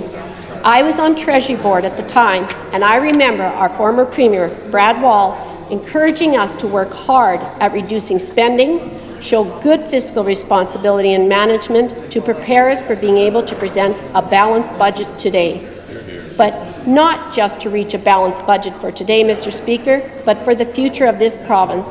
And we did it. A promise made and a promise kept, despite the challenges of keeping up with priority areas of healthcare, education, social services, highways, and infrastructure needs for a growing population. Mr. Speaker, after talking about my own family and raising 8 great kids, I want to draw a parallel to my home and how my husband and I managed our finances and budget while ensuring all of our household and living needs were met. I also want to state that most of the hardest times of managing our household budget was during the years from 1991 to 2007. Well, guess what government was in power during those difficult years? The NDP. An NDP government who raised taxes on us 21 times, an NDP government who saw property tax revolts, and an NDP government who chose to close schools, hospitals, long-term care beds, chose not to fix highways, and saw surgical wait times of up to 3 years for knee and hip replacements. Mr. Speaker, my mom was one of those people who had to wait nearly 3 years, all because they couldn't manage their finances in order to invest in the needs of the people of this province. Mr. Speaker, up until 2014, my household has been a one-income family, and it took good fiscal management and even restraint many times to ensure we were not living beyond our means and could also make our monthly utility payments, mortgage payments, our annual property taxes, pay our income tax on time, while at the same time keeping up with home repairs, vehicle needs, our children's school and community activities, and beginning to invest in our older children's further education as they went off to university. My husband and I had to make tough decisions on many occasions, and saying no to your children who always want what every one of their friends had was not easy, but was necessary to ensure their future success. Everyone in the household had to cooperate, and of course, there was major pushback many times. But my husband and I knew we had to persist, stick to our bottom line, and make sure our expenses did not exceed our income.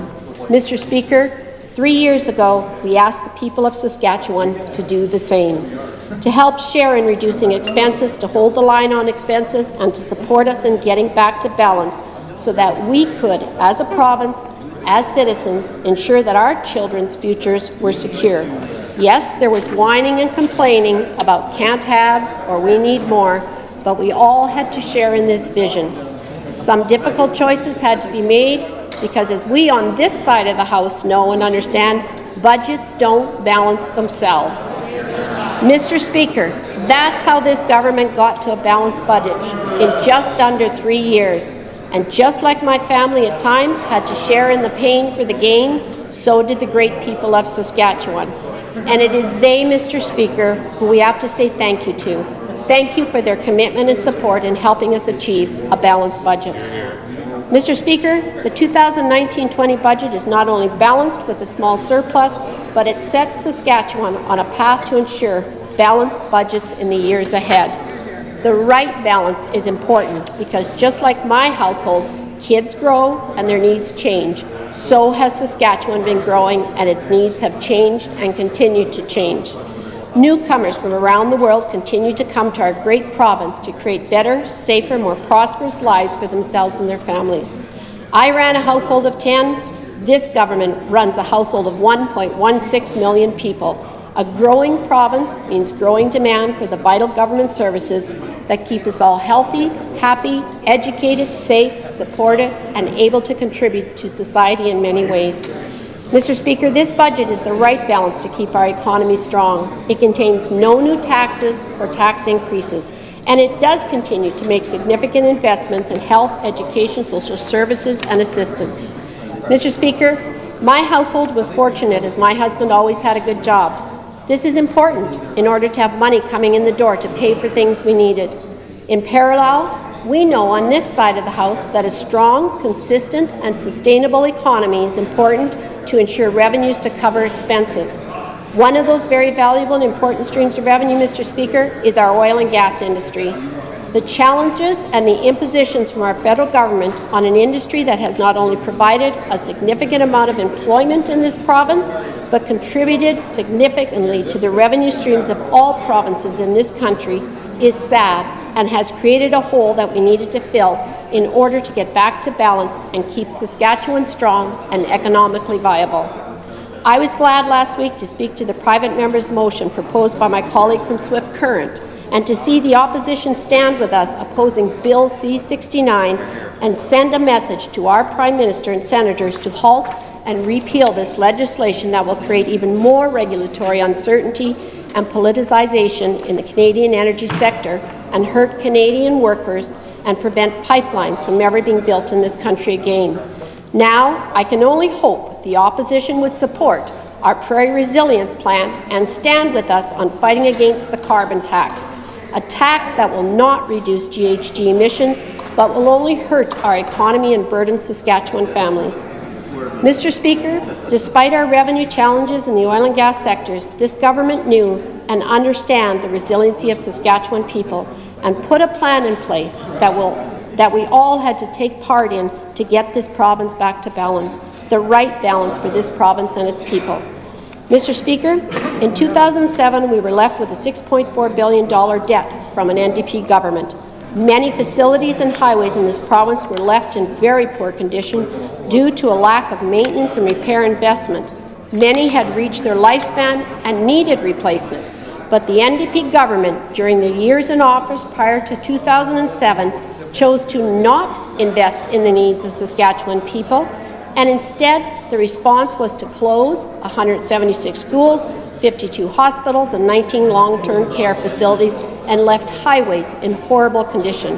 Mr. Speaker, it is evident they were out of touch with the people of Saskatchewan then, and they are out of touch now. Mr. Speaker, that is not how you look after your home. Since 2007, our government has invested nearly $1.5 billion in building new schools, hospitals, long-term care homes, renovations, and equipment upgrades. This is more than double what the NDP spent in their last 11 years in office. We have worked hard to curb and reduce our expenses, but in this budget, we have also shown the people of Saskatchewan that we will continue to make significant investments in priority areas. Mr. Speaker, many of my colleagues have already spoken about the budget increases and investments we are making this fiscal year. Other jurisdictions have chosen the path of ongoing deficits with no commitment to balance. In Saskatchewan, we have charted a different course with a sustainable plan that ensures a bright future for our children and for generations to come. In the years ahead, the right balance will continue to be the foundation of our government's sustainable fiscal plan. Mr. Speaker, Saskatchewan is my home. It is the home of just over 1.16 million people and growing. We need to take care of our home. We need to meet the needs of all those that live in our home. We need to maintain our home with upkeep and tender loving care, and we must live within our means. Mr. Speaker, this is the best budget this province, I believe, has seen in a very long time. It is balanced, and it is the right balance for Saskatchewan and its people. Mr. Speaker, I will be supporting the budget put forth by our Minister of Finance, and I will not be supporting the amendment proposed by the opposition.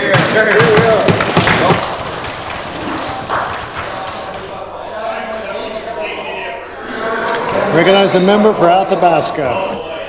Thank you very much, Mr. Speaker. I'm proud to stand in my place today as the MLA for Athabasca to give my perspective on the budget and the not-so-balanced budget that's being obviously being viewed by many people throughout Saskatchewan, Mr. Speaker. But before I get into my presentation on the actual budget, I want to first of all recognize a friend of mine from back home. His name is Terry. Terry is part of the Hanson family, and Mr. Speaker, I know a lot of people in northern Saskatchewan are aware of how impressive and how strong and how great numbers the Hanson family are, but I want to point out, Mr. Speaker, that Terry doesn't like to admit it, but we're his cousins. Our fathers were first cousins, and a lot of times Terry does not want to admit that he's cousins to politicians and into the Belanger clan. But Mr. Speaker, as the saying goes, when it comes to your friends, you can choose who you want, but when it comes to your family, you simply have no choice. And in Terry's position, he has no choice but to accept us as his cousin. But I want to say hello to him and also to his family, his wife Arlene, who's a very impressive, educated lady. And obviously, Mr. Speaker, many people throughout the constituency of Athabasca are watching what their MLA speaks about today. At the outset, Mr. Speaker, I want to point out to the member from Lloydminster, the member from Indian Head, the Premier, and every cabinet minister sitting across the way, that it's been 11 years that you've formed government of Saskatchewan. 11 years, and in those 11 years, you've had record revenue. So why is it every day we hear them whining and complaining about the NDP when they've had 11 years to govern? And sooner or later, Mr. Speaker, they got to let go of their training wheels as a government and start standing up on their own and stop blaming the NDP for every problem they've encountered in 2019. Now, Mr. Speaker, I'm going to tell the people of Saskatchewan this. Number one is that they have had, in 2007, when the Saskatchewan Party government came into office, the debt in Saskatchewan, the total debt in Saskatchewan was around $7 billion, Mr. Speaker. The total combined debt between the Crown Corporation debt and the general revenue debt. Why was it down to $7 billion, Mr. Speaker? Because they, Mr. Speaker, inherited $2.3 billion from the outgoing NDP government.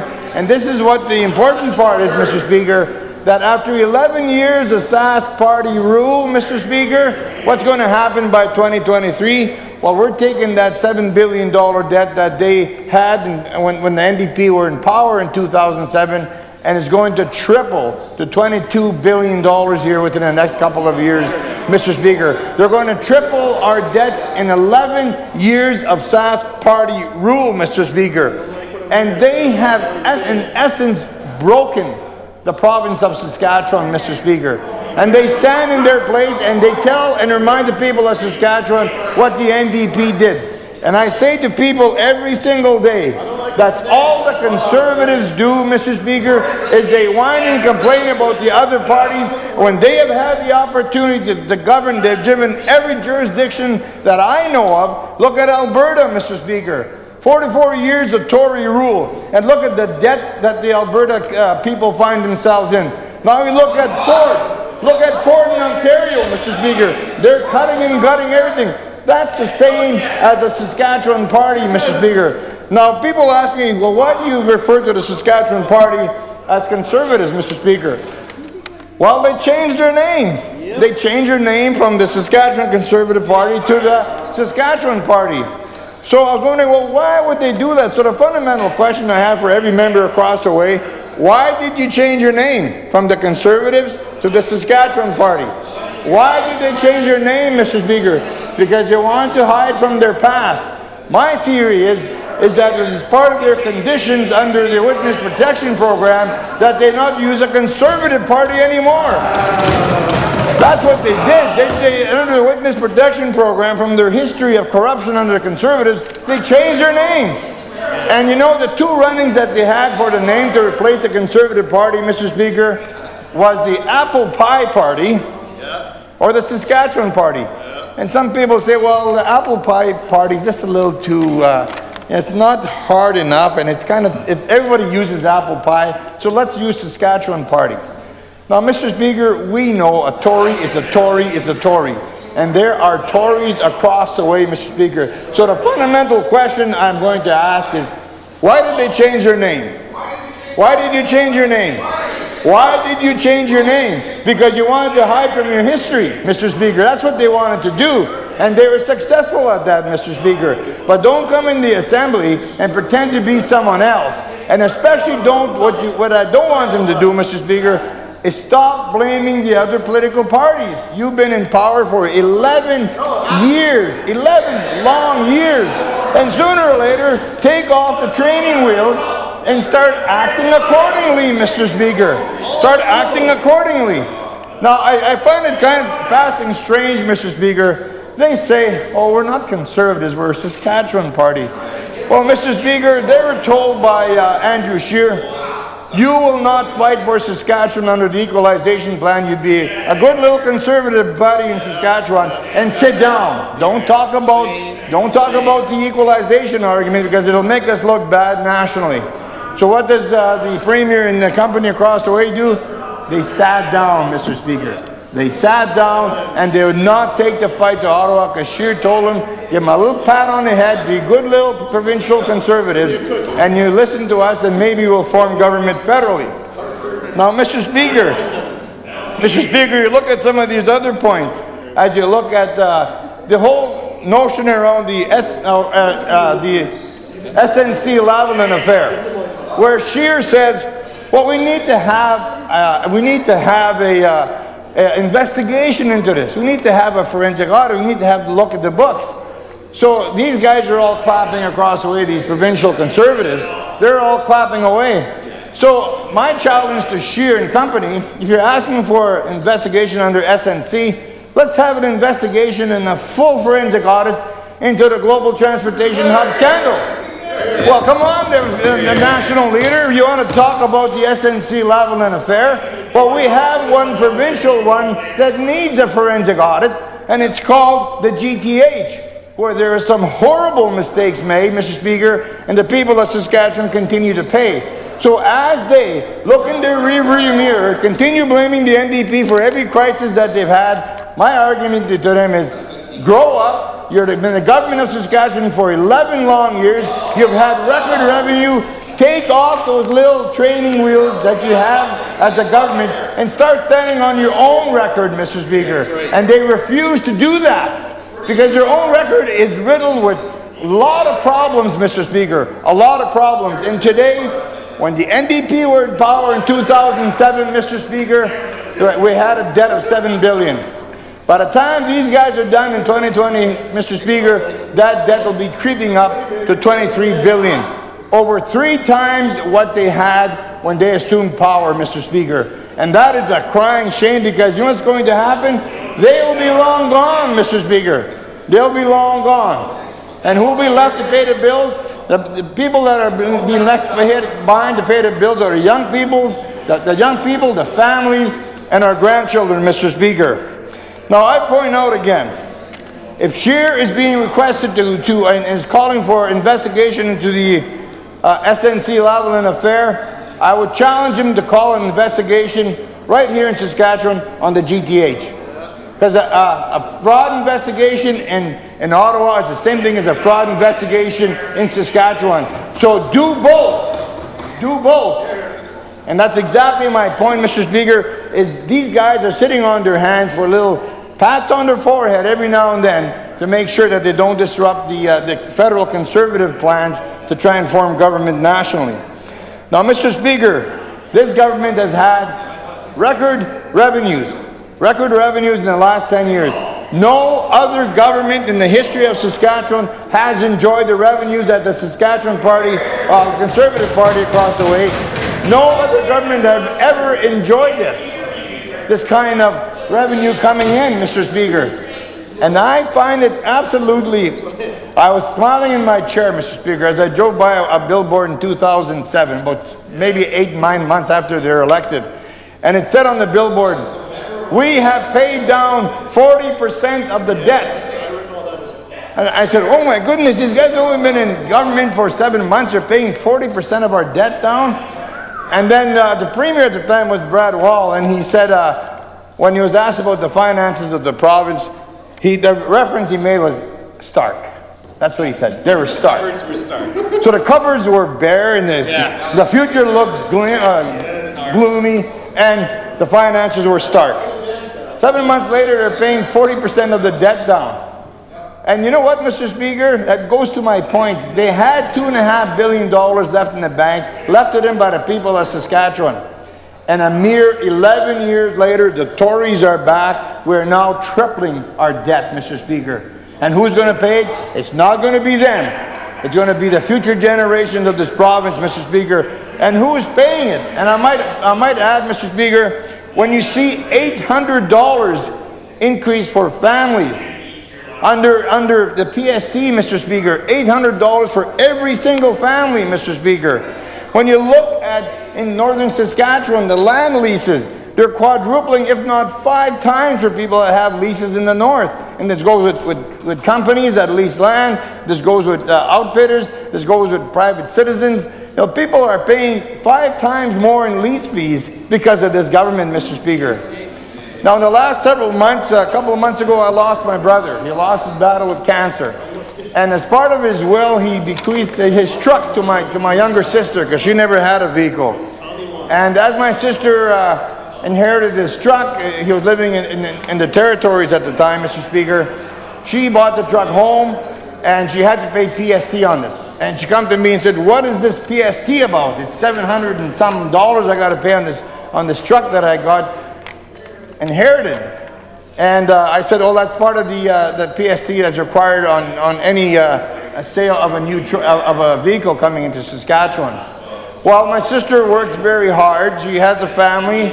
She's adopted 2 children, and she has a tough time making ends meet. Well, Mr. Speaker, she was, in a sense, she was very lucky to receive a truck, but she had to find the money to pay the tax on that truck. And that is who is paying this government for this government's mismanagement after all these years, Mr. Speaker. It is the families that are paying for it, Mr. Speaker. It is not the Saskatchewan Party, Mr. Speaker. Absolutely not. Now, what's also painful, Mr. Speaker, and I listened to the Minister for Sask Power today talk about the federal carbon tax, Mr. Speaker. In those power bills, in the power bills that people are receiving, yes, the Saskatchewan Party is going to highlight the federal government's carbon tax. Well, Mr. Speaker, on this side of the House, we think they should add the not-so-smart meter cost of $35 million that Bill Boyd put in place. Put that under that carbon tax. Put the smart meter fiasco cost you this much on your power bill. Next one, put the carbon capture tax. You guys put the carbon capture tax. Put that $2 billion price tag. Your fee for this month for the power bill is this amount. Do the tax increases on the power bill. Show that as well. Show the debt-ridden tax. Put that in there as well, Mr. Speaker. The PST, increased PST costs for families, put that on the underline on a separate line in your power bills. So if you want to put the federal carbon tax, put all your taxes in that bill and explain to the people. Explain to the people what they're paying on your power bills. Don't just select the federal liberal carbon tax. Put your boondoggles, put your taxes in there as well. If you want to politicize the power bill, well, come on, you guys. Let's be transparent. Let's be transparent. I almost feel like doing this, Mr. Speaker. I feel like taking a copy of my power bill and I'll break down the cost for the people. I think we're paying $60 per ton on carbon tax, the carbon capture tax. I think that's the amount. If it's not $80, Mr. Speaker, that carbon capture tax is we're now paying for that in our power bills. It has all been hidden in there, Mr. Speaker.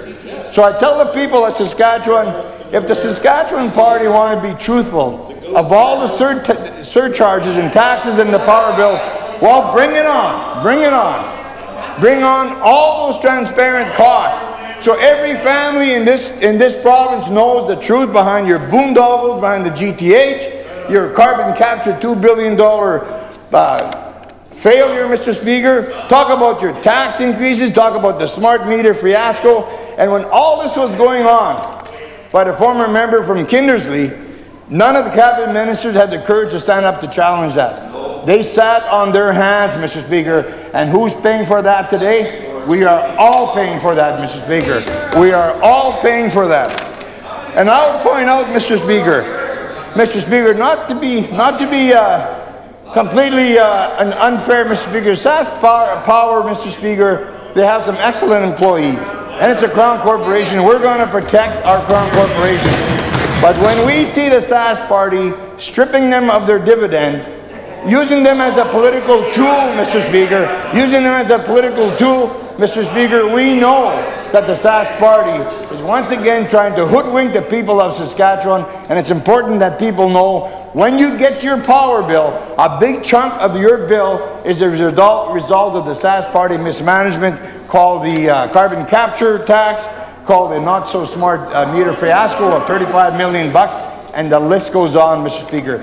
Families are paying more. We're paying more for our power, we're paying more for our gas, we're paying more for our insurance, we're paying more for our food, and the Sask Party is not an innocent party in all of this. This is tax on tax, Mr. Speaker. 1 year alone, $1 billion tax hike, $1 billion, and that's from the provincial Conservatives. I thought at one time they didn't like tax increases, that they're just hung up on trying to...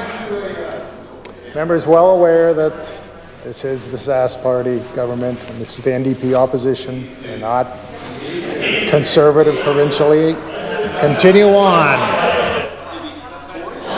So, Mr. Speaker, the bottom line is, the question I would ask is, and it's factual, Mr. Speaker, is why did they change their name? Why did they change their name? That's a fundamental question I have to this day, Mr. Speaker. So as we sit here and look at the future, I tell people in northern Saskatchewan, you're going to pay more for the mismanagement of the Saskatchewan Party, Mr. Speaker. And I look at the history of the Saskatchewan Party and the Conservative parties across the country. Alberta's no different. If people think that 4 years of Rachel Notley created this huge mess for the Albertans, Mr. Speaker, absolutely not. She inherited all that from who? From the Conservatives, Mr. Speaker. So it's the same old, but you know what they'll do, Mr. Speaker? They'll get up and they'll whine and they'll complain about every other party. They'll talk about a party that done something 40 years ago, and they'll talk about that. You know why, Mr. Speaker? The intent is to misdirect people's attention. The Saskatchewan Party, like their Conservative cousins across the country, all point out to the other parties that's all they ever do, because they cannot provide leadership on their own. And every jurisdiction that they have managed in this country, and any time they've managed in this province, they have driven our economy to the ground, and they have saddled us with years of debt, Mr. Speaker. And that trend continues. That trend continues. So no matter how many times they get up and say, oh, no, no, no, we undecided the Assembly know families and corporations and people of Saskatchewan are paying more and more because of the mismanagement of this government. Now I'm going to finish off, Mr. Speaker, I want to finish off my address on something I think is really fundamentally important. Northern Saskatchewan enjoys a lot of resources, Mr. Speaker. We have such beautiful lakes. We have such clean, pristine lakes, Mr. Speaker. We have forests, we have gold, we have rare earth, Mr. Speaker. We've got tourism opportunities, we got outfitting opportunities, we have uranium. The North is rich, Mr. Speaker. The North is rich in resources. And all the time people in the North are saying, like my father before and his father before, they've always maintained the North can survive on its own if it's granted access to those resources and they're not sold out from underneath our feet. And what happened, Mr. Speaker, when the NDP were in power, we had forestry rights owned by the First Nations in northern Saskatchewan and owned by the Métis communities. And what happened, Mr. Speaker, again, going back to the Saskatchewan Party, their former member from Kinnersley, he took those forestry rights away and he turned around and he gave it to a company in BC. And no investment into training for Northerners, no investment into the highway infrastructure, none whatsoever, Mr. Speaker. So when I hear people complain about some of the Aboriginal communities, Aboriginal people being on welfare, Mr. Speaker, I say to them they do not understand that the Aboriginal people and Northern people in general don't want welfare. They want their fair share of the resources that surround their communities. That's what they want, Mr. Speaker. They want that determination and that pride back that my father had and my grandfather had. But these days the Conservatives have sold everything, Mr. Speaker. They have sold everything from under our feet, and once again we're seeing how that lack of vision is hurting our communities, disrupting our lives, and really creating a gray cloud of doom and gloom for our future, for our children and grandchildren, Mr. Speaker. Now, on that point, I want to say that the northern people overall, Indigenous and Northerners, non-Indigenous alike, they are very strong, resilient people We have seen this act before, Mr. Speaker, where we're totally ignored, and we're seeing that again. The people of the North will not back down. They will not give up. They will continue fighting for their fair share of the resources around their land, because until you get them, Mr. Speaker, we don't want to hear no complaining of any of these social programs that some of our families are forced to take because we're denied access to land. And now we see that more apparent as the land fees increases are going through the roof. How is it that you expect the people to rebuild if you take away their basic rights to access the land and resources in and around their communities? How would people feel? How would the agricultural community feel, Mr. Speaker, if they were not allowed outside their farmyard? Everything around, all the farmland around their properties, they could not access. They wouldn't like that one bit, Mr. Speaker. But I'll tell you one thing, that's exactly what the Saskatchewan Party and the Conservatives do when they view how the Indigenous people operate in northern Saskatchewan. Now, saying the point about northern Saskatchewan, Mr. Speaker, we come from a region that's had difficulties over time. And most recently, we've had the closures of the mines. It has had a devastating impact and effect on our communities, Mr. Speaker. It is a crisis. And we see once again the Minister of CERM shut down some key positions within CERM offices, Mr. Speaker. I know of staff members in Buffalo, in South End, PA, La Ronge. Some of the people that have lost their jobs in the most recent cuts, they have dedicated their lives to Saskatchewan environment. And in one case, the Buffalo Narrows office was the second busiest office in all of Saskatchewan. And yet the support staff were stripped of that office, Mr. Speaker, and all that remains are COs.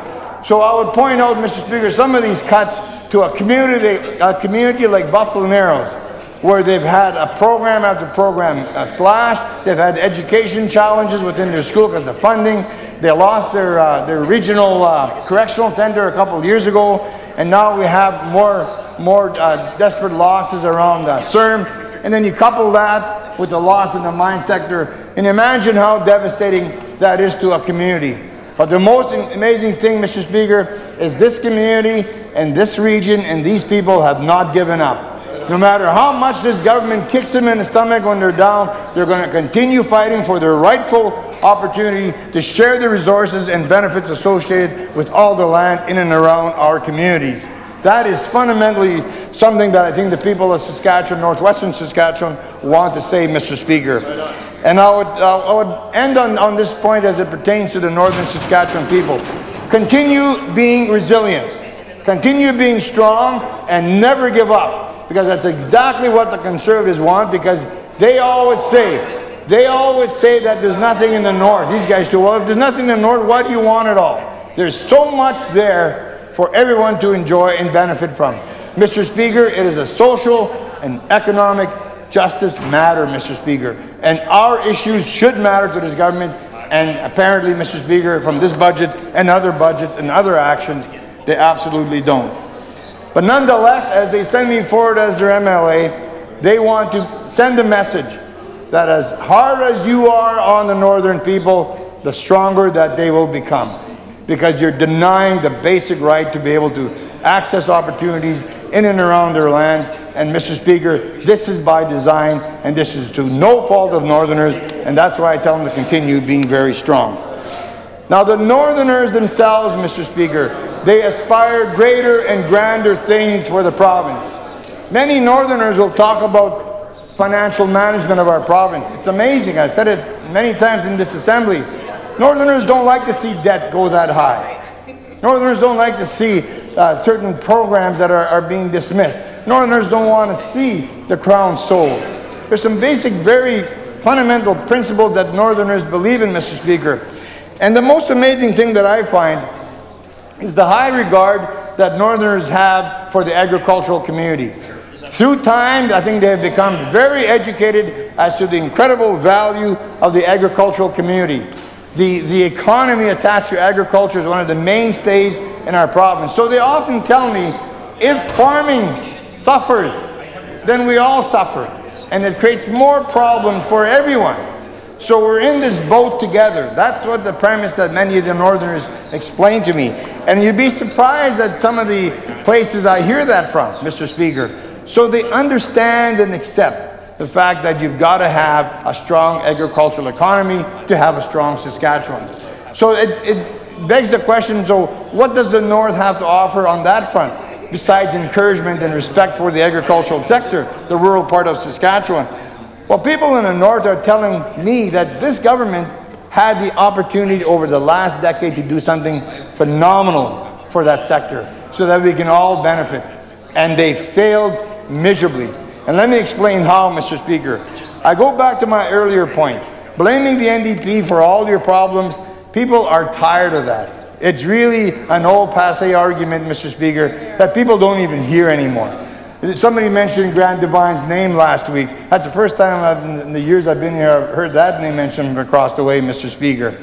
But the problem is nobody knows who they are. They forgot who Grant Devine was. And when you hear the Saskatchewan Party blame the NDP for everything, or the federal Liberals, but it's never a fellow Conservative, then people basically say, well, what's that about? That's a lack of leadership, is what many Northerners tell me, that they refuse to accept their responsibility and do the right thing. They have degraded the whole purpose of politics to simply blaming the other guys.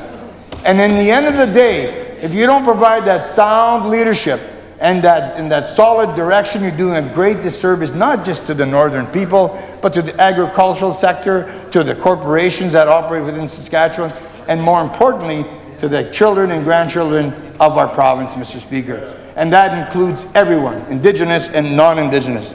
Now, Mr. Speaker, I look at the last 11 years, including this budget, as a decade that wasn't. That's exactly how I would describe the Sask Party's rule. The decade that wasn't, because they went down to the cheap theatrics of blaming the NDP without providing solid leadership. Nothing on addressing the grain transportation crisis. I continue talking about that. Why? Not because I'm the critic for transportation, Mr. Speaker. It's because we have a grain transportation crisis that is still looming. You look at the fact that not 1 inch of pipeline was built to Tidewater under this party's rule. Not 1 inch, Mr. Speaker. You look at now the agricultural sector is being hit with canceled shipments of canola and grains. Well, the Sask Party in the last 11 years must have noticed that there would be trade disputes in this world. What can we do to prepare for that? They didn't do any of that, Mr. Speaker. Water management strategy. I spoke about the water management strategy that we should have 100 Lake Deepin acres built in this province to retain water for what? For agriculture and for our lives. And not $1 was spent on trying to look for a major water strategy, Mr. Speaker. So as you look at the grain transportation crisis, you look at the pipeline issue that has not been addressed by this government, you look at the canceled shipments of grain, canola, that affects us all. That affects people in La Loche, in Fond du Lac, that affects people in Esterhazy, it affects everyone, Mr. Speaker. That hurts us. So as a landlocked province, Mr. Speaker, which we are, Northerners say, why didn't the Saskatchewan Party do something significant in the last decade when they had record revenue? And after 10 years of record revenue, Mr. Speaker, what do we have to answer to this? We have record tax increases and we have record debt. But you will never get a Tory to admit that, Mr. Speaker. Instead, they'll say, oh, those NDP, they closed down 20 schools and 15 hospitals. Well, my argument to them is, reopen them. You have the money, reopen them.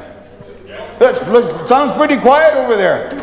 It sounds pretty quiet. You know why it's quiet, Mr. Speaker? Because they've been exposed for their MO. Their only tactic in politics is to criticize the other guys. So you're blaming the NDP for shutting down schools and hospitals because Grant Devine put us in huge debt. $15 billion we owed in 1991. That was a lot of money, Mr. Speaker, despite what the member from I don't know where he, Cannington, despite how he might try to rewrite the history, Mr. Speaker, we had record debt under Grant Devine. And we almost went broke. We're at the point in 1991 when we almost couldn't pay our own staff members. That's how broke we were. But the Saskatchewan Party won't talk about that. As far as the Saskatchewan Party is concerned, the world was created in 2007. Yeah, when they were elected, Mr. Speaker. Now the member from Regina Walt Shakers is chirping from his seat, Mr. Speaker. The first thing I would do, Mr. Speaker, when the NDP resume government of this province, Mr. Speaker, and if I am, my suggestion would be that as him and his colleague are campaigning for their federal Conservative seats, and they're now sitting as the MLA, they should do Saskatchewan a little favor. Because when you run for federal politics or provincial politics, you have to keep a copy of all your expenses. Then after your election is over, then you get half of it back, you know, as part of the electoral process. So they're sitting as MLAs, being paid each $94,000 a year. There's two members across the way there. And they're campaigning for federal MP positions. So my argument is, as you're out there campaigning, can you please claim your MLA salary as a campaign expense so we can get at least 50% of that back? And that'll come back to the Saskatchewan taxpayers? Because, Mr. Speaker, they're out campaigning for a federal job. So do us a favor, help us try and find the balance. Claim your MLA salary as a cost for your federal ambition. I'm looking forward to you connecting this to the budget debate, so continue on.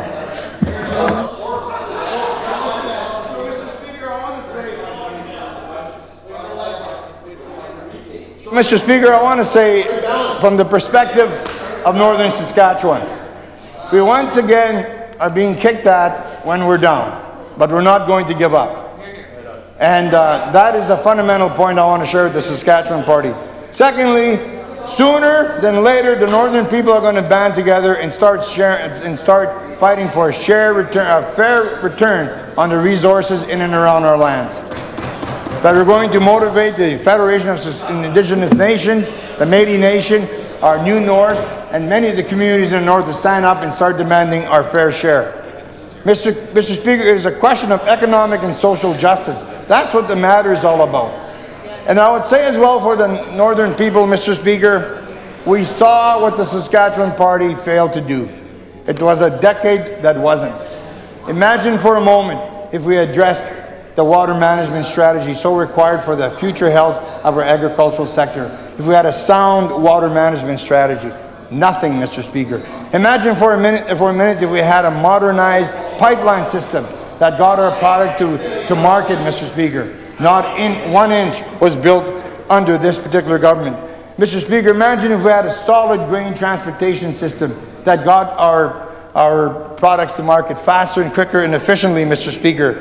And imagine, Mr. Speaker, above all else, that we had a government that managed the finances well so our future generation wouldn't be saddled with the debt that we're being saddled with today. So as we ponder some of these opportunities that were missed by the Saskatchewan Party, what is left, Mr. Speaker? Despite having record revenue, we saw record tax increases last year, Mr. Speaker, and now we're seeing record debt 2 years from now. And mark my words, 90% of them will not be around within the next 2 or 3 years, Mr. Speaker, because they're going to be out and about, gone, and who will be left paying the bill here once again, Mr. Speaker, will be the people of Saskatchewan. That's why we can't afford the Saskatchewan Party anymore. And when they get up and blame the NDP all the time, Mr. Speaker, I tell them they're doing a great disservice to the future generations. They're doing a great disservice to their role as government. They're doing a great disservice for cheap political theatrics, Mr. Speaker, to the role that they're elected on with the people of Saskatchewan and that to manage our affairs well. They have failed miserably on this front, Mr. Speaker, and that's why I'll be supporting the amendment and not voting for their budget.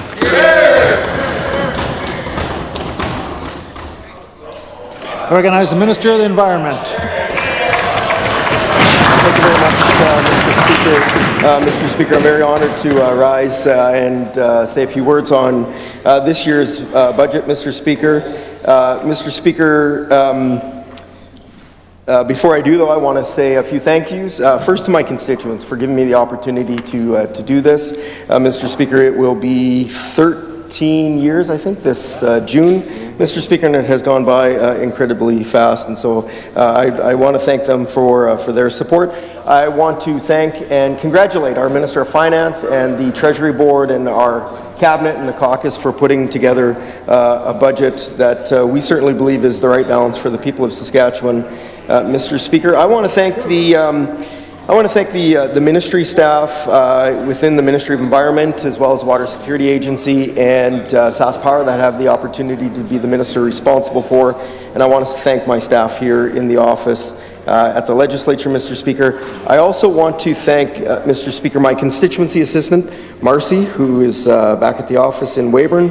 Mr. Speaker, she has done a tremendous job for the constituents of the Weyburn Big Muddy constituency. Even before I was elected, Mr. Speaker, she was the constituency assistant for the MLA before me, Mr. Speaker, and she does a tremendous job, Mr. Speaker, and I really can't thank Marcy enough. Mr. Speaker, I want to thank my family.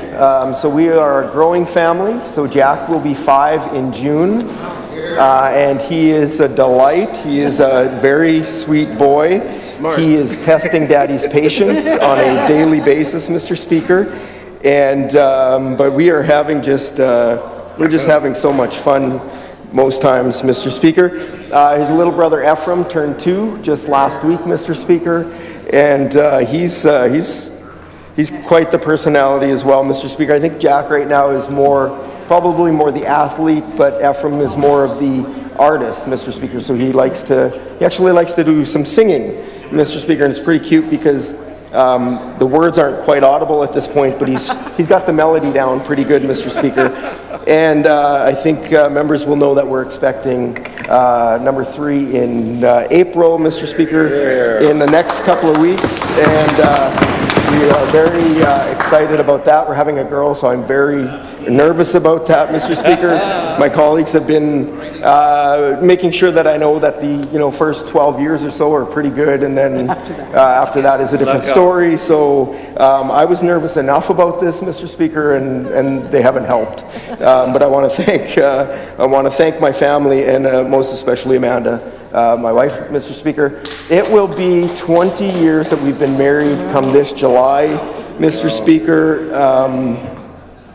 She's just tremendous. She's wonderful. I can't say enough about the mother that she is and the wife that she has always been, Mr. Speaker. And so I do want to thank my family for their support. And Mr. Speaker, I'll just inform members, so as we're expecting the baby, I've had some questions. This is my baby beard, Mr. Speaker. I've told my wife that I'm going to keep it until the baby's born, but I'm kind of maybe considering keeping it a little bit longer, Mr. Speaker. But I have to say that the longer that I'm the Environment Minister, Mr. Speaker, and the longer this beard gets, I don't know what it is, Mr. Speaker, but I find myself looking through the Auto Trader looking for a late 90s model Suburban. And I find myself reading Norwegian cowboy poetry. So I don't know what it is, Mr. Speaker, but we'll see. I'm glad some people around here have been long enough to understand what that was a reference to, Mr. Speaker. So again, thanks to all those, and thanks to my family. Mr. Speaker, I have to say, so the member from Rosemont and I are about the same age, and I was thinking this while I was sitting here watching the budget reply. The finance critic for the opposition has to be one of the toughest jobs, especially on budget day, because the room is full of people that are here to hear the budget, and especially as we have been working hard over the last number of years to get into a position to table a really good budget, Mr. Speaker.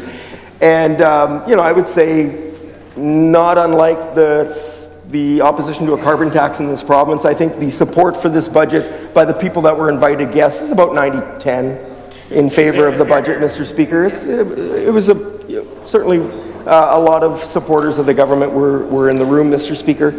And that's got to be a tough job, to get up and try to say something But I remember it differently when we were in opposition, Mr. Speaker. So I had the opportunity to be on staff for about a year and a half. So I would sit in the lounge behind those doors and watch Budget Day, as I'd watch every question period with the staff. And then I was fortunate to be elected in 2006 and took my seat for at least 1 year in opposition, Mr. Speaker.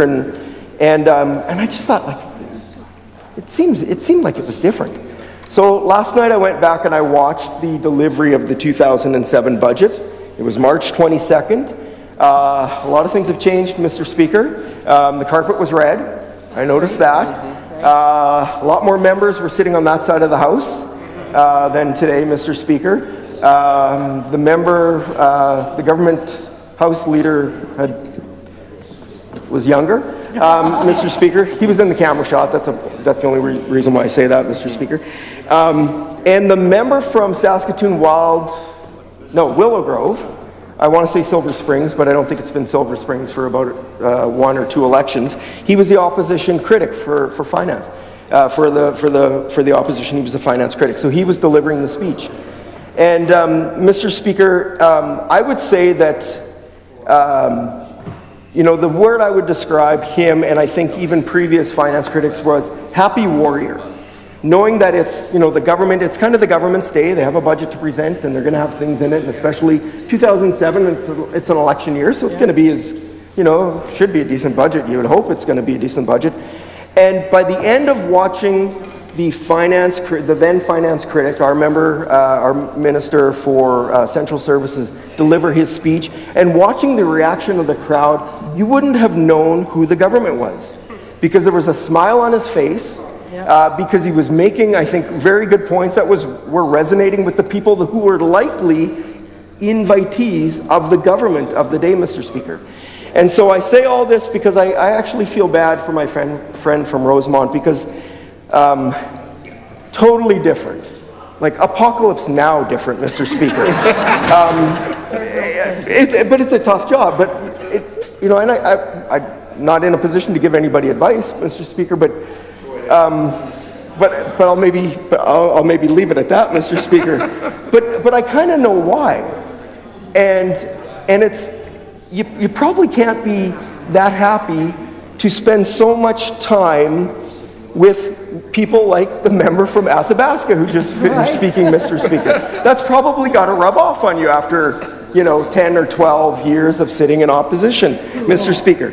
And I've had a couple of opportunities in budget and throne speeches to follow the member of Athabasca, and I got to say, that's kind of a treat. No, I'll say this, Mr. Speaker, it's a little bit like being in the NHL draft lottery, Mr. Speaker, in that it's good and bad. It's bad in that, like, you weren't very good, so you're in the lottery. It's good because it kind of feels like the #1 pick. So in this case, I won't probably get to most of my speech just because I need to respond to the member from Athabasca. And I will in this, Mr. Speaker, a couple of things. So he started at about 3:15 was the time on the clock, about that. And he started to talk about, I don't know why he would start here, but this is kind of a quote. I put it in quotes, but I'm not sure if I totally got it, but you'll get the drift. You've been in government for 11 years. Stop talking about the NDP government. Stop talking about the past. So that was about 3:15 on the clock.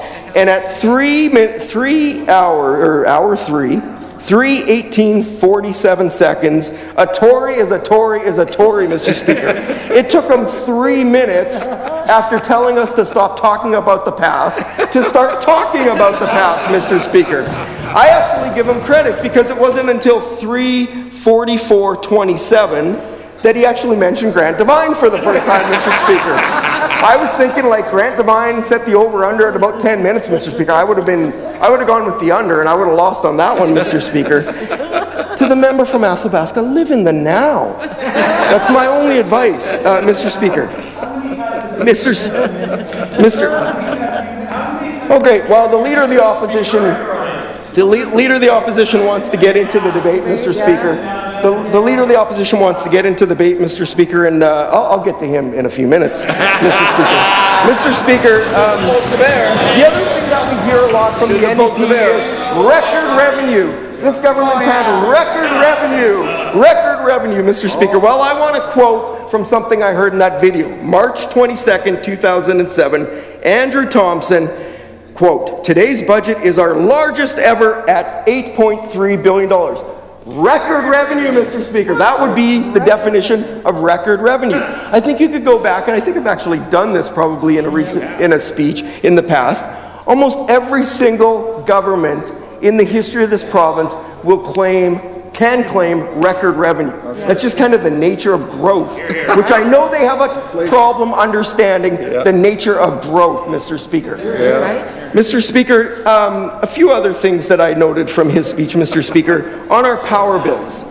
So, Mr. Speaker, and I had an opportunity to speak to this in question period, but the fact that the federal government is imposing a carbon tax, you have two choices.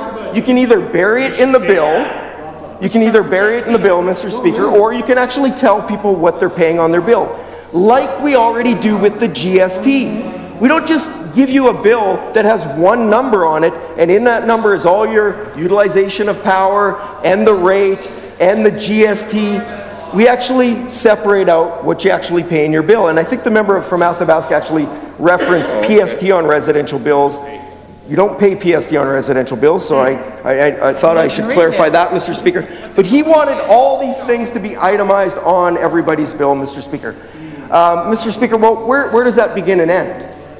When we bring on wind power, Mr. Speaker, should we put on, because in the past, while prices are coming down, there's still a premium that you pay for wind power, Mr. Speaker. Certainly when the NDP were bringing on wind power in the province, there would have been a premium paid for that power.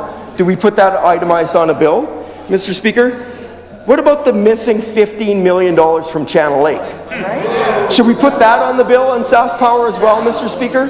Should we put the $15 million in missing money from when Sask Power purchased Channel Lake Petroleum?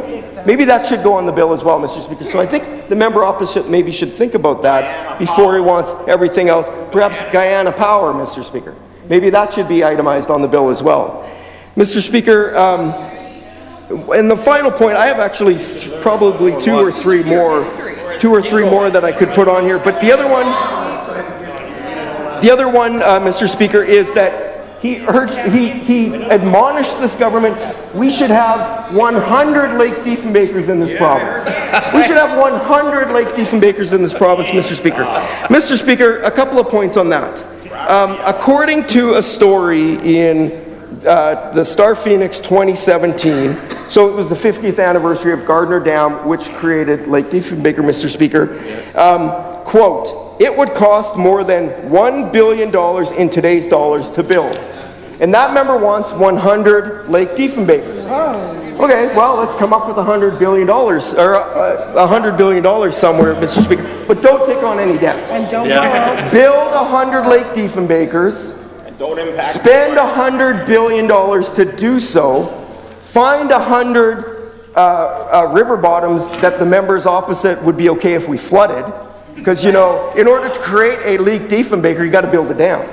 In order to do so, you got to find a river to dam, and therefore you create the lake, Mr. Speaker. So I wonder if the members opposite, I wonder if he kind of ran that by perhaps the member from Nutana, would you be okay if the government went and flooded 100 riverbeds across the province, Mr. Speaker? What about the environmental questions that I would hope that that member would have? And it just seems so odd that the member from Athabasca would be so adamant and to admonish this government that they apparently had a plan, which I've never found, Mr. Speaker, but 100 Lake Diefenbakers, the same outfit, though, that when it came to Rafferty and Alameda, well, that was a huge thing. Like, they weren't exactly on side with the government of the day in building those. But we need 100 Lake Diefenbakers, Mr. Speaker, at $100 billion cost. So always a thrill to follow the member from Athabasca in the Legislative Assembly. So much ammunition. Mr. Speaker, Mr. Speaker, I want to talk a little bit about, he did, and this is, I was going to talk about this before I knew what he was going to talk about, Mr. Speaker, but in my responsibilities as Minister for Sask Power, one of the things that comes up is debt, Mr. Speaker, and so I think it's important to put put that into context, Mr. Speaker. In 2007, just some numbers, I know everybody's writing these down. In 2007, we had 155,000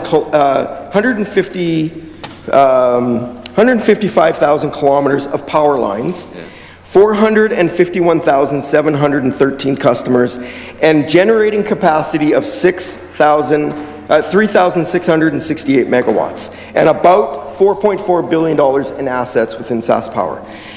Fast forward to 2018, we have 157,562 kilometers of power lines, so about 2,500 additional kilometers of power lines that have been built over the last decade. We have 532,719 customers. That's 81,000 more customers, customer accounts that we're dealing with, Mr. Speaker, and 4,492 megawatts, nearly 1,000 megawatts in additional capacity within the system, Mr. Speaker. And so I think it's important to just put all of this in context and why SaskPower has incurred the debt. And I think our argument, and I would hope this would be the argument of everybody, SaskPower is a going concern that is able to service their debt. And so when you look at debt, this is not operational debt, this is not credit card debt, this is managed debt, this is self-sustaining, supporting debt through the operations, Mr. Speaker. And I put some of these numbers on the record in question period, Mr. Speaker, but the capital expenditures, so in 1998, and I hope the Leader of the Opposition will forgive me about putting some of this into historical context and going into the past, but 1998 is 136, well, just hear me out. $136 million in capital in 1998. So 136 million, went up to 184 million, then 210 million, then a big jump, 364 million. 2002 was just short of 300 million, then 263 million. So we're in that $200 to $300 million range. 2005 was a big year, $473 million. Compare that to the last 10 years or so. Exactly. So keep in mind, $473 million was the high watermark year under those years, Mr. Speaker. 2008, $421 million. 2009, $640 million. 2010, $565 million. 2011, $625 million. 2012, $981 million. 2013, $1.318 billion. 2004, $1.279 billion. 2015, $990 million. 2016, $886, and then $996 million. So several years over $1 billion, well over $1 billion, several years just under $1 billion, Mr. Speaker. So 3 times the amount of capital that has been required over that time frame, Mr. Speaker. So again, keep in mind the number of customers that are now being serviced, the amount of generating capacity that has had to be built into the system. So there's a couple of choices that we could make as a government. You either don't build that capital, so maybe we just keep it at $300 million a year. So all those years over $1 billion, all those years at $900 million, let's just keep it at $300 million. Like, that's a choice. You can make that choice. So there's no upfront cost to do that, Mr. Speaker. There's no, there's no borrowing.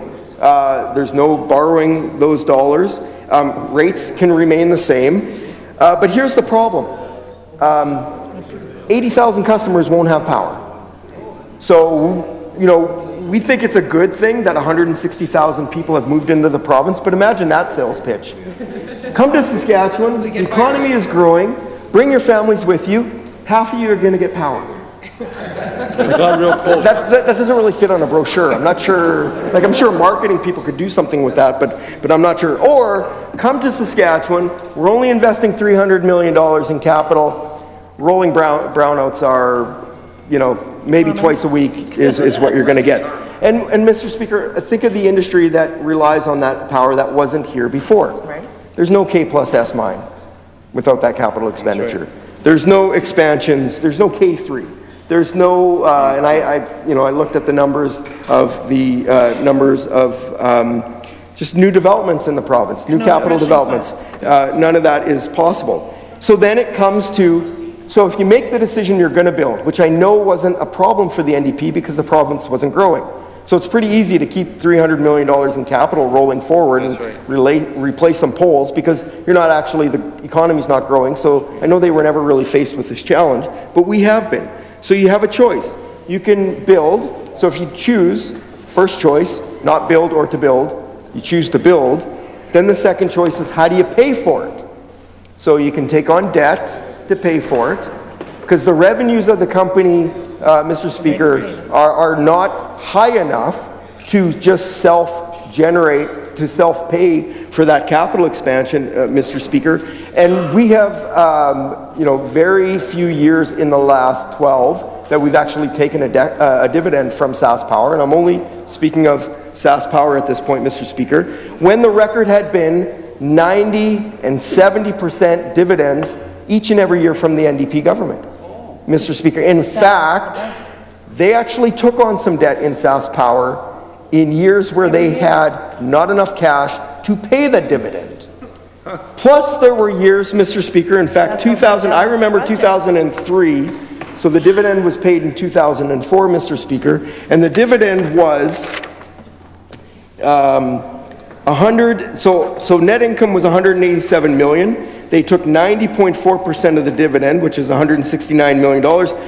But only about 115, if memory is correct, 115 million of that was actually cash. Right. The rest of it was a non-cash, I think it was an exchange rate issue or something like that. So they actually didn't have enough cash to cover the dividend, the 90% dividend that they stripped out of the company, Mr. Speaker. So we have taken relatively few, most years we've not even taken a dividend, Mr. Speaker. So either you take on debt to service and grow the province as the province is growing, Mr. Speaker, or you just do it through rates, Mr. Speaker. You think they complain now about how high the power rates are, Mr. Speaker?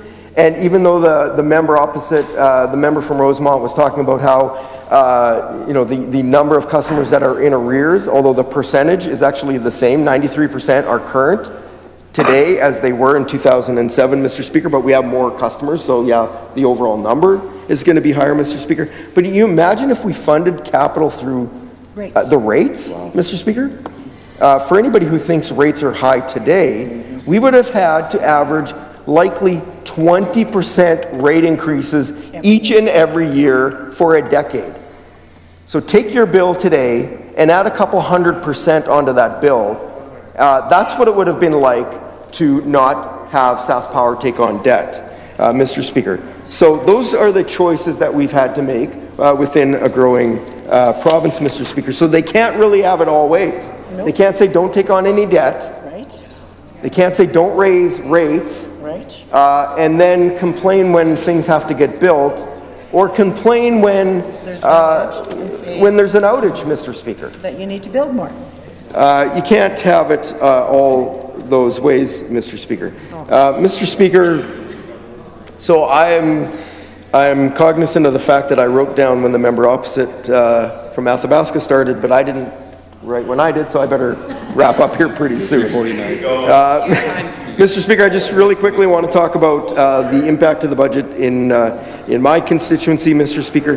This is we've come through a couple of years that have been, I think as the local economy is waiting for, I think, just some stability, particularly on the oil side, Mr. Speaker, knowing that a big part of our constituency are facing headwinds that are not of their own making. Frankly, I would say not of the province's making, Mr. Speaker. These are things that are out of a lot of people's control. But I think there's a lot of optimism that's returning, and certainly I think this budget does support the work that is taking place in my constituency. I do want to just note three things that I think are noteworthy for my constituency. First, I want to thank the member from Estevan, the Minister of Highways, for the ongoing work that was started under the member from Wood River, the now Agriculture Minister, on the twinning and passing of Highway 6 and 39, Mr. Speaker.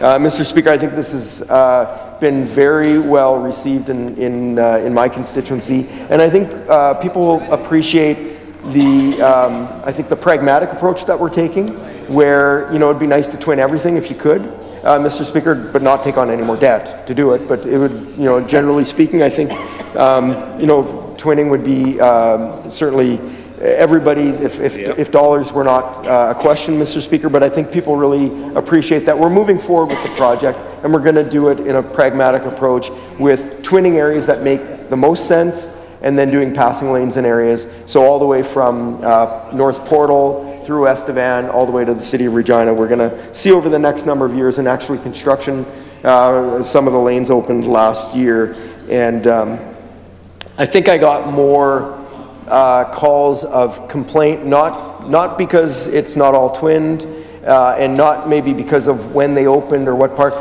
I got more complaints about how people actually drive on passing lanes. Like I think a lot of people must think that when you get to the passing lane, that's the time to speed up.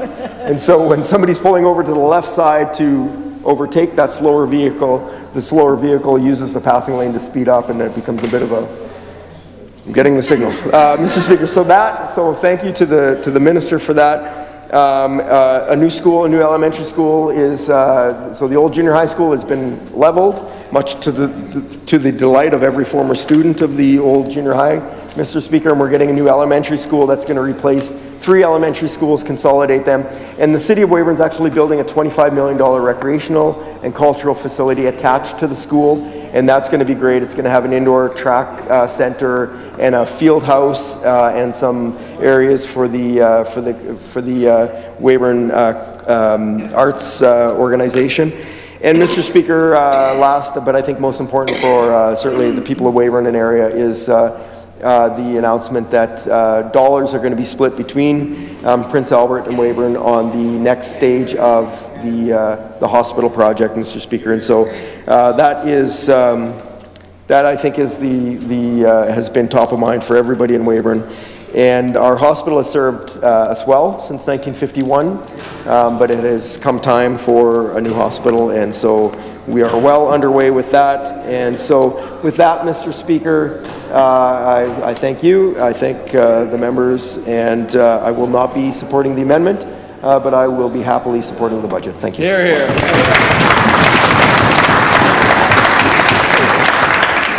Recognize the member for Kindersley.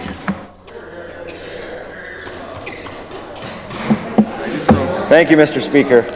I'm very pleased to rise today to address the legislature with my second speech in support of a provincial budget, and they just seem to get better and better every year. Before I get into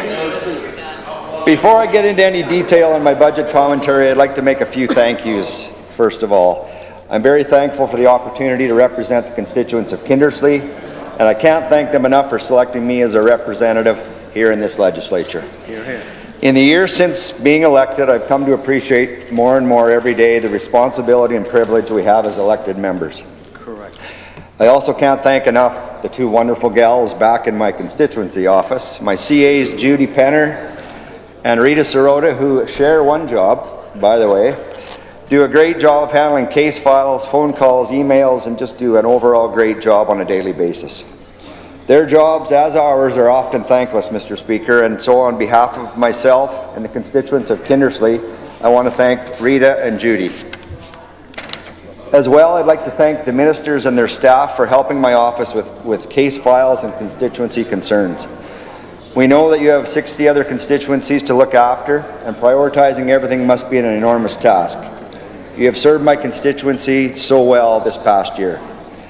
And also a special thanks to the Premier, my colleagues on this side for their friendship and, and advice, the staff here at the legislature, including Hansard, the security team, cafeteria staff, ledge services, the list goes on. All of you have helped me to navigate my way through the building over the past year.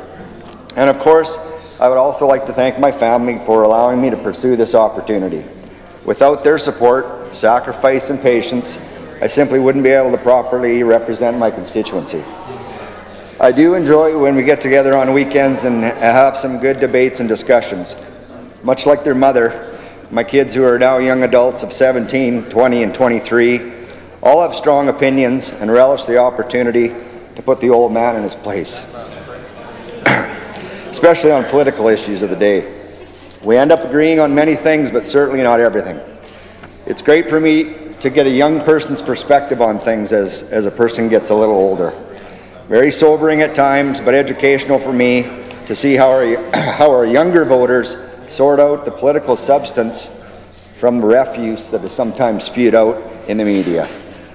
So far, there are no indications that they will plan to vote Liberal or NDP, so the will gets to stay intact for the time being. And a hard lesson on socialism isn't required at this time. I find it interesting to hear what some of their profs have to say to them, especially about politics as they continue their studies in Saskatoon. The oldest is finishing her accounting degree this spring and has applied to the College of Law for this fall. She attended the softball academy at Tommy Douglas Collegiate in Saskatoon and also played 2 years on the U of S softball team. Our oldest son is finishing up his second year in arts and science with potential plans for a kinesiology degree and possibly an undergrad chiropractic program if things work out. His main focus seems to be hockey, as he enjoys playing on the PJHL Saskatoon Royals team. If that keeps him in school long enough to get his degree, then great. The investment was worth it. The baby is finishing up grade 11, loves baseball, hockey, football, as his older siblings did. Mr. Speaker, I'll digress to the budget. I've often heard that in every budget there are winners and there are losers. Mr. Speaker, I don't see any losers in this budget. I see winners. I see balance, the right balance. Balance on so many levels across so many ministries.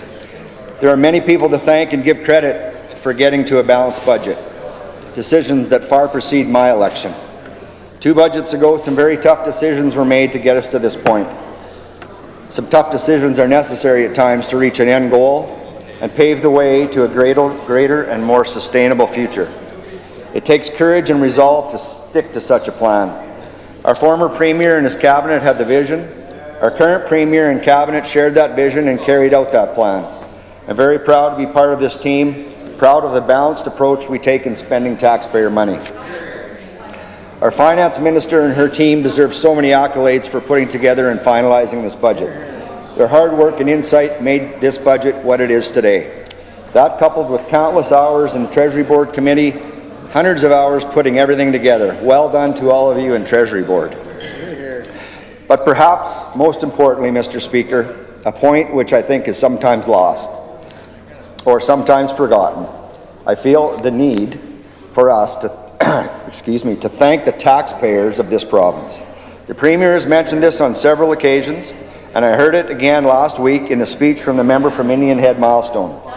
We need to expressly thank the residents of Saskatchewan, the taxpayers that admittedly endured a less than smooth ride over the past couple of years. Thank you for your persistence and resolve. The trust and support you've shown all of us through this process is admirable. Thank you for accepting tax changes that enable us to get away from resource revenue reliance, all for a better end result. We appreciate that fact more than you'll ever know. We did this together. We shared the load. So again, thank you for working with us in these last 3 budget cycles, which brought us back to black. Yes, Mr. Speaker, you know, I've never been a fan of the color red. It's my least favorite color next to orange. But as far as a business person or a farmer, you learn that red ink or numbers in brackets or parentheses means trouble on a ledger or balance sheet. And yes, sometimes things happen, and it's necessary to spend more than you make in a particular year. But the goal is always to stay in the black. I'm very glad that our government takes that same approach. Not only is this budget in the black and balanced, but more importantly, it allows for additional spending on services while still showing fiscal responsibility, all without cuts to services or tax increases. Mr. Speaker, I'd like to touch on a few of the highlights that I feel are important in this year's budget. Highlights that show that we care and we are listening to the people of the province. Record investment in healthcare, $5.55 billion in total programs and services. In mental health and addictions, $402 million, up $30 million. 140 new treatment beds. Money to recruit and train professionals. Funding for 18 new walk-in counseling clinics. Money for education funding, $1.9 billion in operating funding this year, Mr. Speaker. An increase of $26 million while keeping education property taxes unchanged. Funding to replace and build new schools. Additional infrastructure investment, Mr. Speaker. I want to expand a little bit more on a couple of those items because they're quite important. First, the Saskatchewan Hospital in North Battleford. What can you say about that facility? You need to see it for yourself to appreciate it. We had the pleasure of touring and attending the grand opening there earlier this month. I believe there was around 20 of us, including the Premier. Truly a great day for the Battlefords and the province. Correct. That facility represents the single largest investment in mental health in the province history at $407 million. And it is a fantastic facility. A 188-bed non-secure psychiatric side and a 96-room secure side, Mr. Speaker. At a glance, you can't tell which side is which. The design and the decor makes the facility seem more like an education or a school, an education facility or a school rather than an institution. And the comfort and safety of residents and staff is built right into that P3 design. The residents and staff say they love it.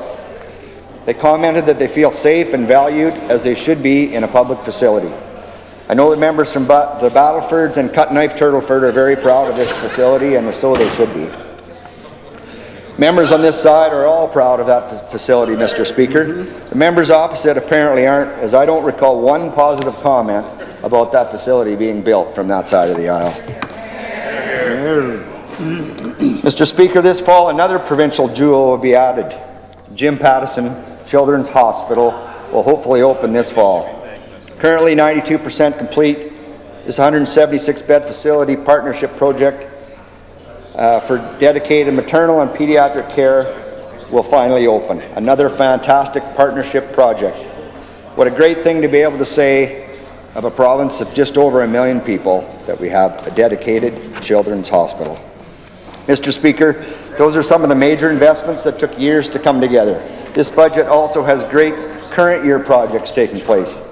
There's additional investment in highways, Mr. Speaker. $20 million in safety improvements in this year's budget, including upgrades, an upgrade to the intersection at Highway 21 and 307 in my constituency, which is one of the busiest oil field intersections in my constituency. Passing lane continuation from Rosetown to Kinnersley this year, Mr. Speaker. Game-changing projects as far as traffic safety for my area, not just my area, across the province, with 1,000 kilometres of highway improvements to happen this year. Record investment in social services, Mr. Speaker, an additional $55.5 million in this year's budget, an increase of almost 5% to total $1.23 billion in spending.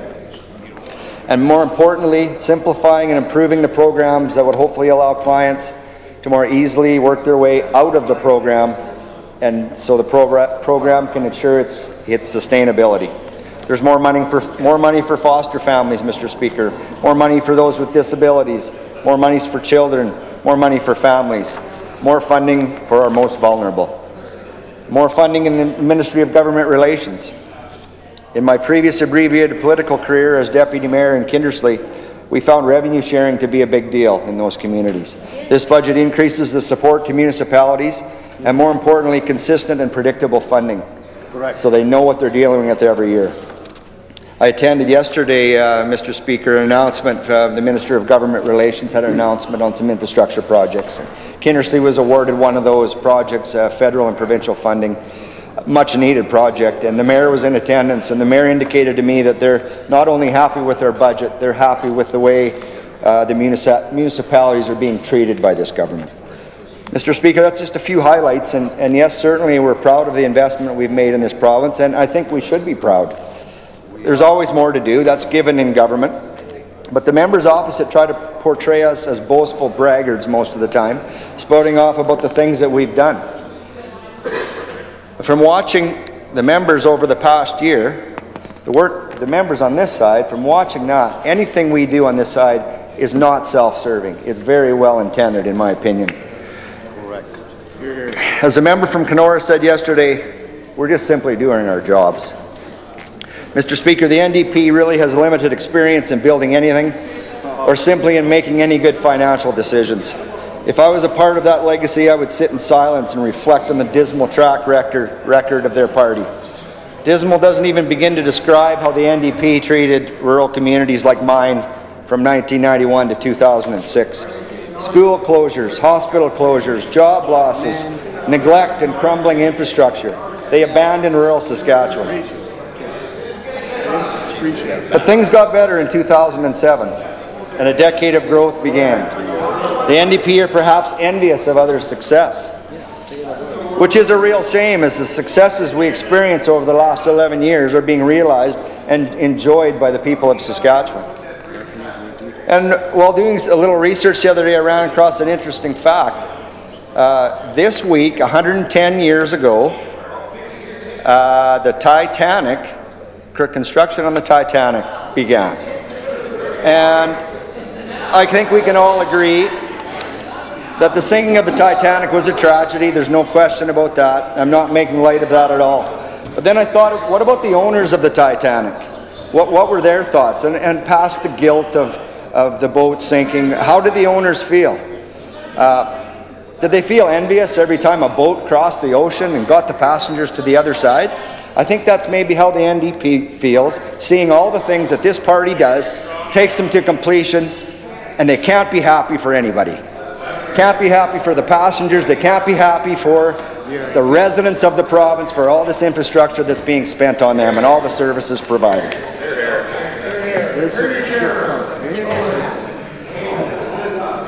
So anyway, you know, we sit here on this side of the House and listen to unconstructive criticisms by the NDP. As a member from Swift Current stated, they seem very similar to armchair quarterbacks. Plenty of negative commentary with absolutely no game plan or game experience. We hear they don't believe we should borrow money. Debt is bad. Yet they want more funding for classrooms, teachers, support staff. And the silence on all that when all that is rolled out in this budget. They push for more money for mental health and addictions, and yet not one positive comment about the Saskatchewan hospital being built, let alone a single person in attendance for the ribbon cutting.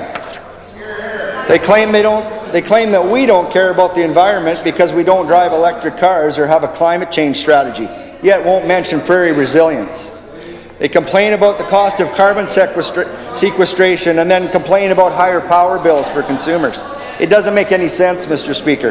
The NDP never ever believed that the pie can be made bigger and for more people so everyone can have a bigger slice. And that's why people flocked away from here under their government. And our government has built onto the House. There's 116,000 more people living here. We have more infrastructure. We have more services. We do. Mr. Speaker, I've tried to comprehend and understand the NDP position. So I made a list.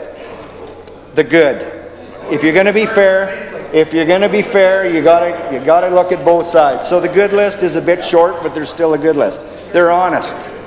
They're hardworking for the most part, from what I see. They're loyal to their constituents and their values. That's the good. The bad. They criticize with no plan or solution. They attempt to divide with virtue signaling on things like climate change, environment, or racism. They make insinuations with regard to honesty, ethics, big money, and scandals. And as I made that list, I thought, wow, this sounds very familiar. And lo and behold, it dawned on me. They're like every other socialist cousin from coast to coast in this country. And the list grew from there, so the good and the bad got to the ugly.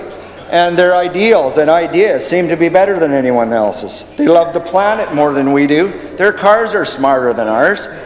A carbon tax is a good idea, even though 8 out of 10 Saskatchewan people don't. The absence of a platform, they'll tear down the other person's. Any tactic necessary to seize power, and the ends always justifies the means. Well, Mr. Speaker, I'm afraid the folks in good old Saskatchewan don't buy that list, and they don't much like it. But you know what they do like, Mr. Speaker? They like our Premier. The most popular Premier in the nation. They like that we're concerned about the economy. They like investments in their community. They like fiscal responsibility. and they like balanced budgets. They also like a party that picks a lane, the right lane. Mr. Speaker, I will conclude with opposing the amendment and fully supporting the motion put forward by the Minister of Finance. Thank you.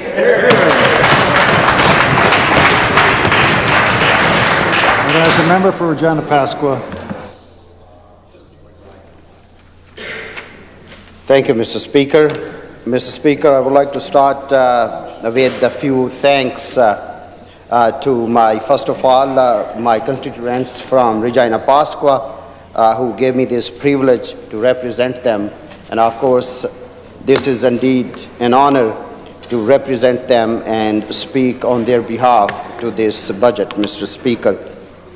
I would like to say thank you to my family, my all brothers, 6 brothers, and of course my mom, a very important person in my life, and for her prayers and everything. I also would like to say thank you to my family, my wife, that in this coming July, we've been together since last 20 years, Mr. Speaker. Three boys, Mr. Speaker, grade 11 and grade 8, and one is in grade 4, Arslan and Kashif and Ayaz. They all go to French Immersion School, Mr. Speaker. Mr. Speaker, I would like to say thank you to my CA, Waqar Bukhari. He is keeping my office very up to date and listening all my constituents on my behalf and forwarding all those issues or challenges to the ministry. And would like to say thank you to all my caucus member and all this cabinet for solving all those issues from my constituency. Mr. Speaker, for the last 10 years, this government spent every single dollar wisely and very carefully to get its maximum value. With the commitment and determination for economic growth and invested in infrastructure, in health, in mental health, Mr. Speaker, education and all essential needs of people of Saskatchewan while living in our means. Mr. Speaker, it is wise to live in your own revenue, not to go into debt, do not borrow money, and do not pay interest. Rather, you spend that money in your own community, in your own province for your needs. Mr. Speaker, people from other jurisdiction and members across the floor, they're not very serious about finance and fiscal policies. And they say we don't have to balance budget because the budget is going to balance by itself. Mr. Speaker, this is absolutely incorrect. This budget did not balance itself. It has been very hard work for 3 consecutive years by former Premier Brad Wall and former Finance Minister Kevin Doherty, and this Premier and this Minister and all that cabinet and the caucus. It was 3 years ago. It was a very tough decision, but a very right decision, Mr. Speaker, when Saskatchewan had very difficult economic time where revenue shortfalls. When NDP government had difficult time, they closed schools, made classroom crowded, sent teachers out of the province, and closed hospitals, which made Saskatchewan longest surgical time in this country. They closed long-term beds, created difficulties, and devastated senior lives. They eliminated essential services to the people of Saskatchewan, who sent them to represent them, Mr. Speaker. When we had the difficult time, we controlled our finance. At the same time, we invested in infrastructure, Mr. Speaker. We invested in highways, we invested in health, and by building hospitals, long-term cares, hiring doctors and nurses. We invested in education by building, repairing schools, hiring more teachers, and spending record money in education, and kept Saskatchewan strong, created more than 60,000 jobs, and kept unemployment rate minimum, Mr. Speaker, kept economy on track, and finally delivered right balanced budget in 2019-2020. And this 2019-2020 budget reflects strong economy in the future, more employment, and providing essential service for people of Saskatchewan in every area.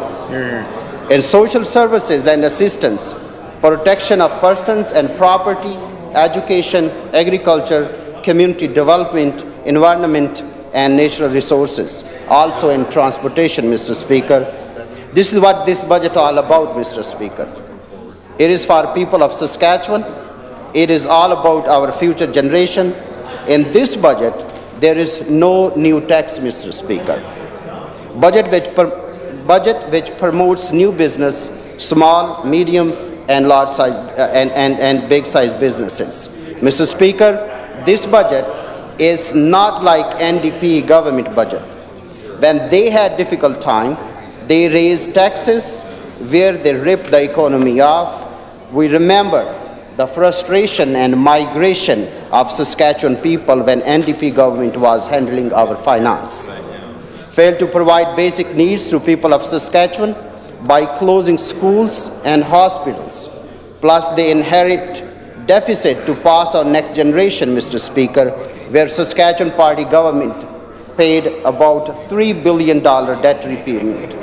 Mr. Speaker, recently, higher potash prices and modest recovery of oil, which helped our oil and mining sectors. We all know, Mr. Speaker, these businesses are our strength. Agriculture is our strength, as Premier mentioned many times, that is our backbone. Manufacturing is our strength, Mr. Speaker, and they are our export and engine for our economy, Mr. Speaker. And sadly, being threatened by this NDP opposition since they are supporting Trudeau's carbon tax, Mr. Speaker. As a leader of opposition said, Saskatchewan will not receive $62 million in funding for emission reductions initiative by not signing federal carbon tax plan, ignoring the harmful effects of carbon tax on our economy. An analysis from University of Regina Institute for Energy, Environment and Sustainable Communities of federal carbon tax could potentially reduce Saskatchewan's gross domestic product by $16 billion, Mr. Speaker, with little effect on emissions. Mr. Speaker, this opposition driving our Saskatchewan business community into the situation where it will simply make it impossible to make competitive transaction in world market. Saskatchewan business communities are simply afraid from Trudeau's carbon tax, which will increase the cost of energy, and then higher energy costs work their way through the economy, raising cost of production, reducing income and reducing employment. It will be direct burden on our economy. Mr. Speaker, there is no carbon tax in our budget. Mr. Speaker, I would like to quote one leader from opposition said, CBC, October 30th, 2016, I quote, Mr. Speaker, we also need to look at what has been done in other places and consider a modest carbon tax. Mr. Speaker, this is not Saskatchewan's people voice. NDP is not what it's representing people of Saskatchewan, Mr. Speaker. When it's talk about taxes, Mr. Speaker, Saskatchewan is the province where the family of four pays no income tax on their first $50,495 of income, which is the highest tax-free threshold in Canada. Mr. Speaker, we have the record investment in health. In 2019-2020 budget, Ministry of Health budget invested a record amount of $5.89 billion in healthcare, and which is an increase of $196 million over last year. It is up to 60% since 2007 and 8. This includes record funding of almost $402 million for mental health and addiction services, up nearly $30 million over the last year budget. Mr. Speaker, new funding of $558,000 will supporting the recreation of provincial organ donor registry. Work will commence immediately with the goal of launching a registry before the end of this fiscal year. Mr. Speaker, 2019-2020 health capital budget include $12 million to begin construction of new long-term care facility in Meadow Lake, with the capacity increase from 55 to 72 beds. And we are expecting construction in spring 2020, Mr. Speaker. Mr. Speaker, the 2019-20 budget increased the operating funding for Saskatchewan Health Authority to $3.6 billion, $113.3 million increase for doctors, nurses, and staff for providing the best possible care for children at the Jim Pattison Children's Hospital, which is now 96% completed and will open in Saskatoon this fall. And I would like to invite all those opposition members to come for the ribbon cutting. Individualized funding for the children under the age of 6 with autism spectrum disorder will increase from $4,000 to $6,000 annually, providing parents with greater flexibility to choose from the range of therapeutic intervention and support for their child. An estimate of 700 children are eligible to be benefit from this $700,000 funding increase, Mr. Speaker. Mr. Speaker, this budget makes the largest investment in mental health and addiction services in Saskatchewan history. The Ministry of Health funding for the mental health and addiction increases by nearly $30 million in 2019-20 budget. Budget is total $402 million. This includes a $13.7 million increase to support the new Saskatchewan Hospital, North Battleford, Mr. Speaker. Mr. Speaker, our record shows that how serious are we in education. And we have been, and we know that the support Saskatchewan students by increasing the funding for the classroom, libraries, and the communities-based organization and early learning programs in the Ministry of Education's in 2019-2020 budgets.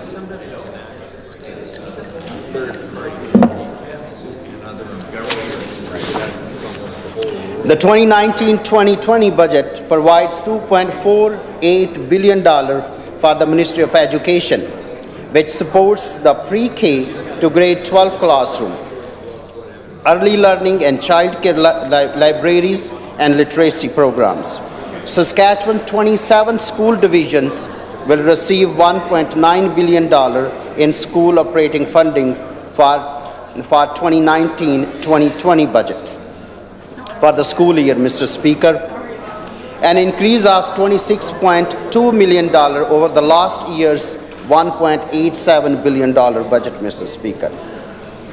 In addition to the classroom learning, school infrastructure investment will increase by nearly $20 million over last year to the total $95.6 million in 2019-2020 budget.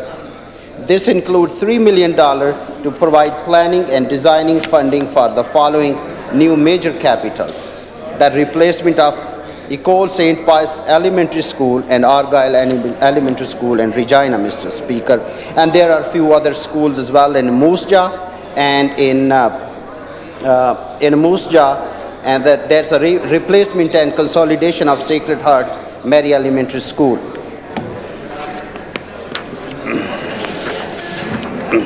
Mr. Speaker, we all know that how did NDP supported education?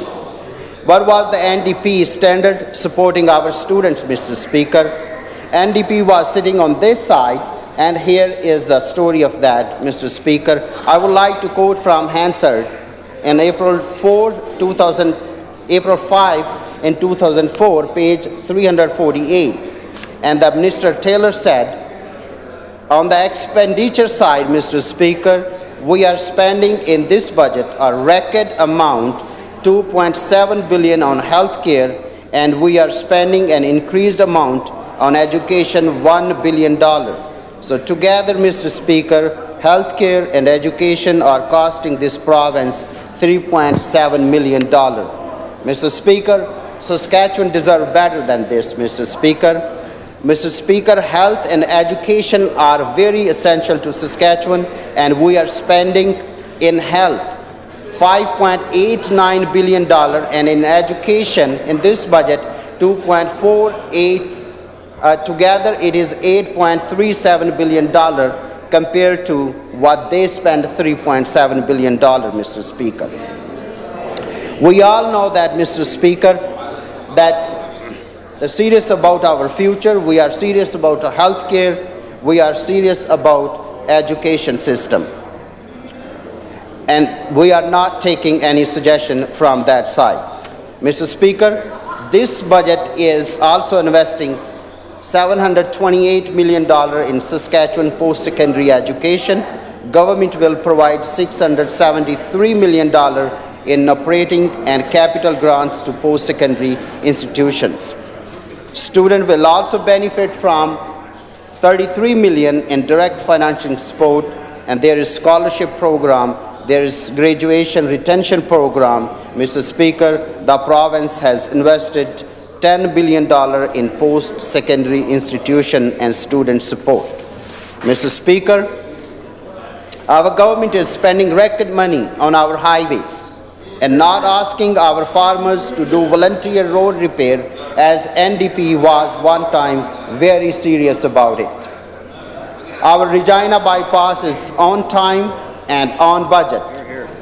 And in this budget 2019-2020, we will invest $20 million in a safety improvement across Saskatchewan provincial highways.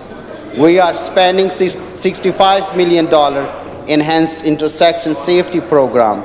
In addition, $7 million will be invested through the safety improvement program to reduce frequency and severity of collisions. Mr. Speaker, it was our commitment in last fall's throne speech to deliver strategy to reduce the risk of collision at intersections. The enhanced intersection safety program will accelerate the completion of intersection safety enhancement, complete major intersection improvement, Mr. Speaker. Mr. Speaker, the government of Saskatchewan will invest an additional $55.5 million in social services in this budget, increasing the ministry's budget by 4.7%, whereas the inflation rate was only 1.4%, Mr. Speaker. The government is continuing to work towards improving and increasing funding for Saskatchewan Assured Income for Disability program. Mr. Speaker, the ministry's income assistance budget will increase by $10 million, including a $6.3 million increase for SAD program, and remaining $3.7 reflects overall program cost and the further investment in this service delivery, Mr. Speaker. Mr. Speaker, this government do care of the people with disability.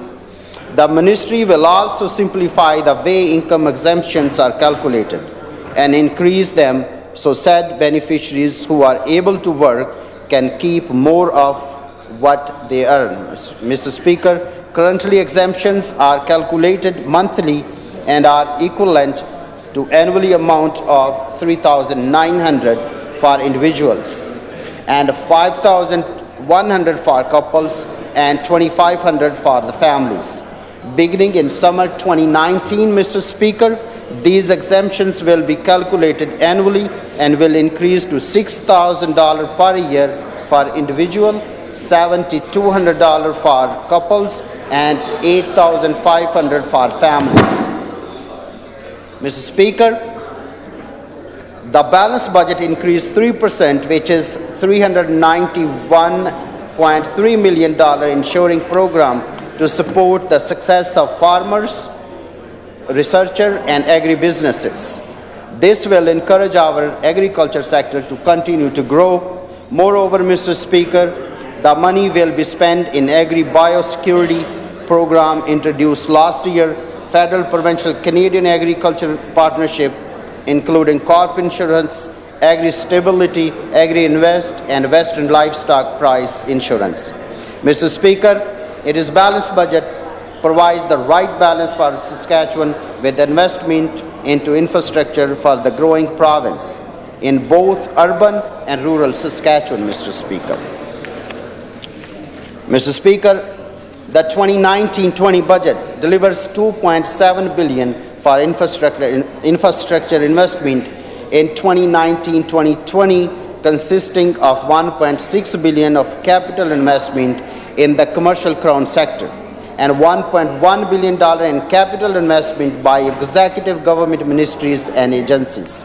Mr. Speaker, this budget is balanced and has no new tax. Mr. Speaker, after NDP's 16 years in government, when they messed up with Saskatchewan healthcare and education, the Sask Party government worked hard to reshape this province, to reshape Saskatchewan healthcare, to reshape education system. The NDP government hurt Saskatchewan economy enough by raising taxes. They're simply not serious about our finance. That is not representation of people of Saskatchewan, Mr. Speaker. Thus, they are out of touch, Mr. Speaker. Then I am not supporting the amendment for sure.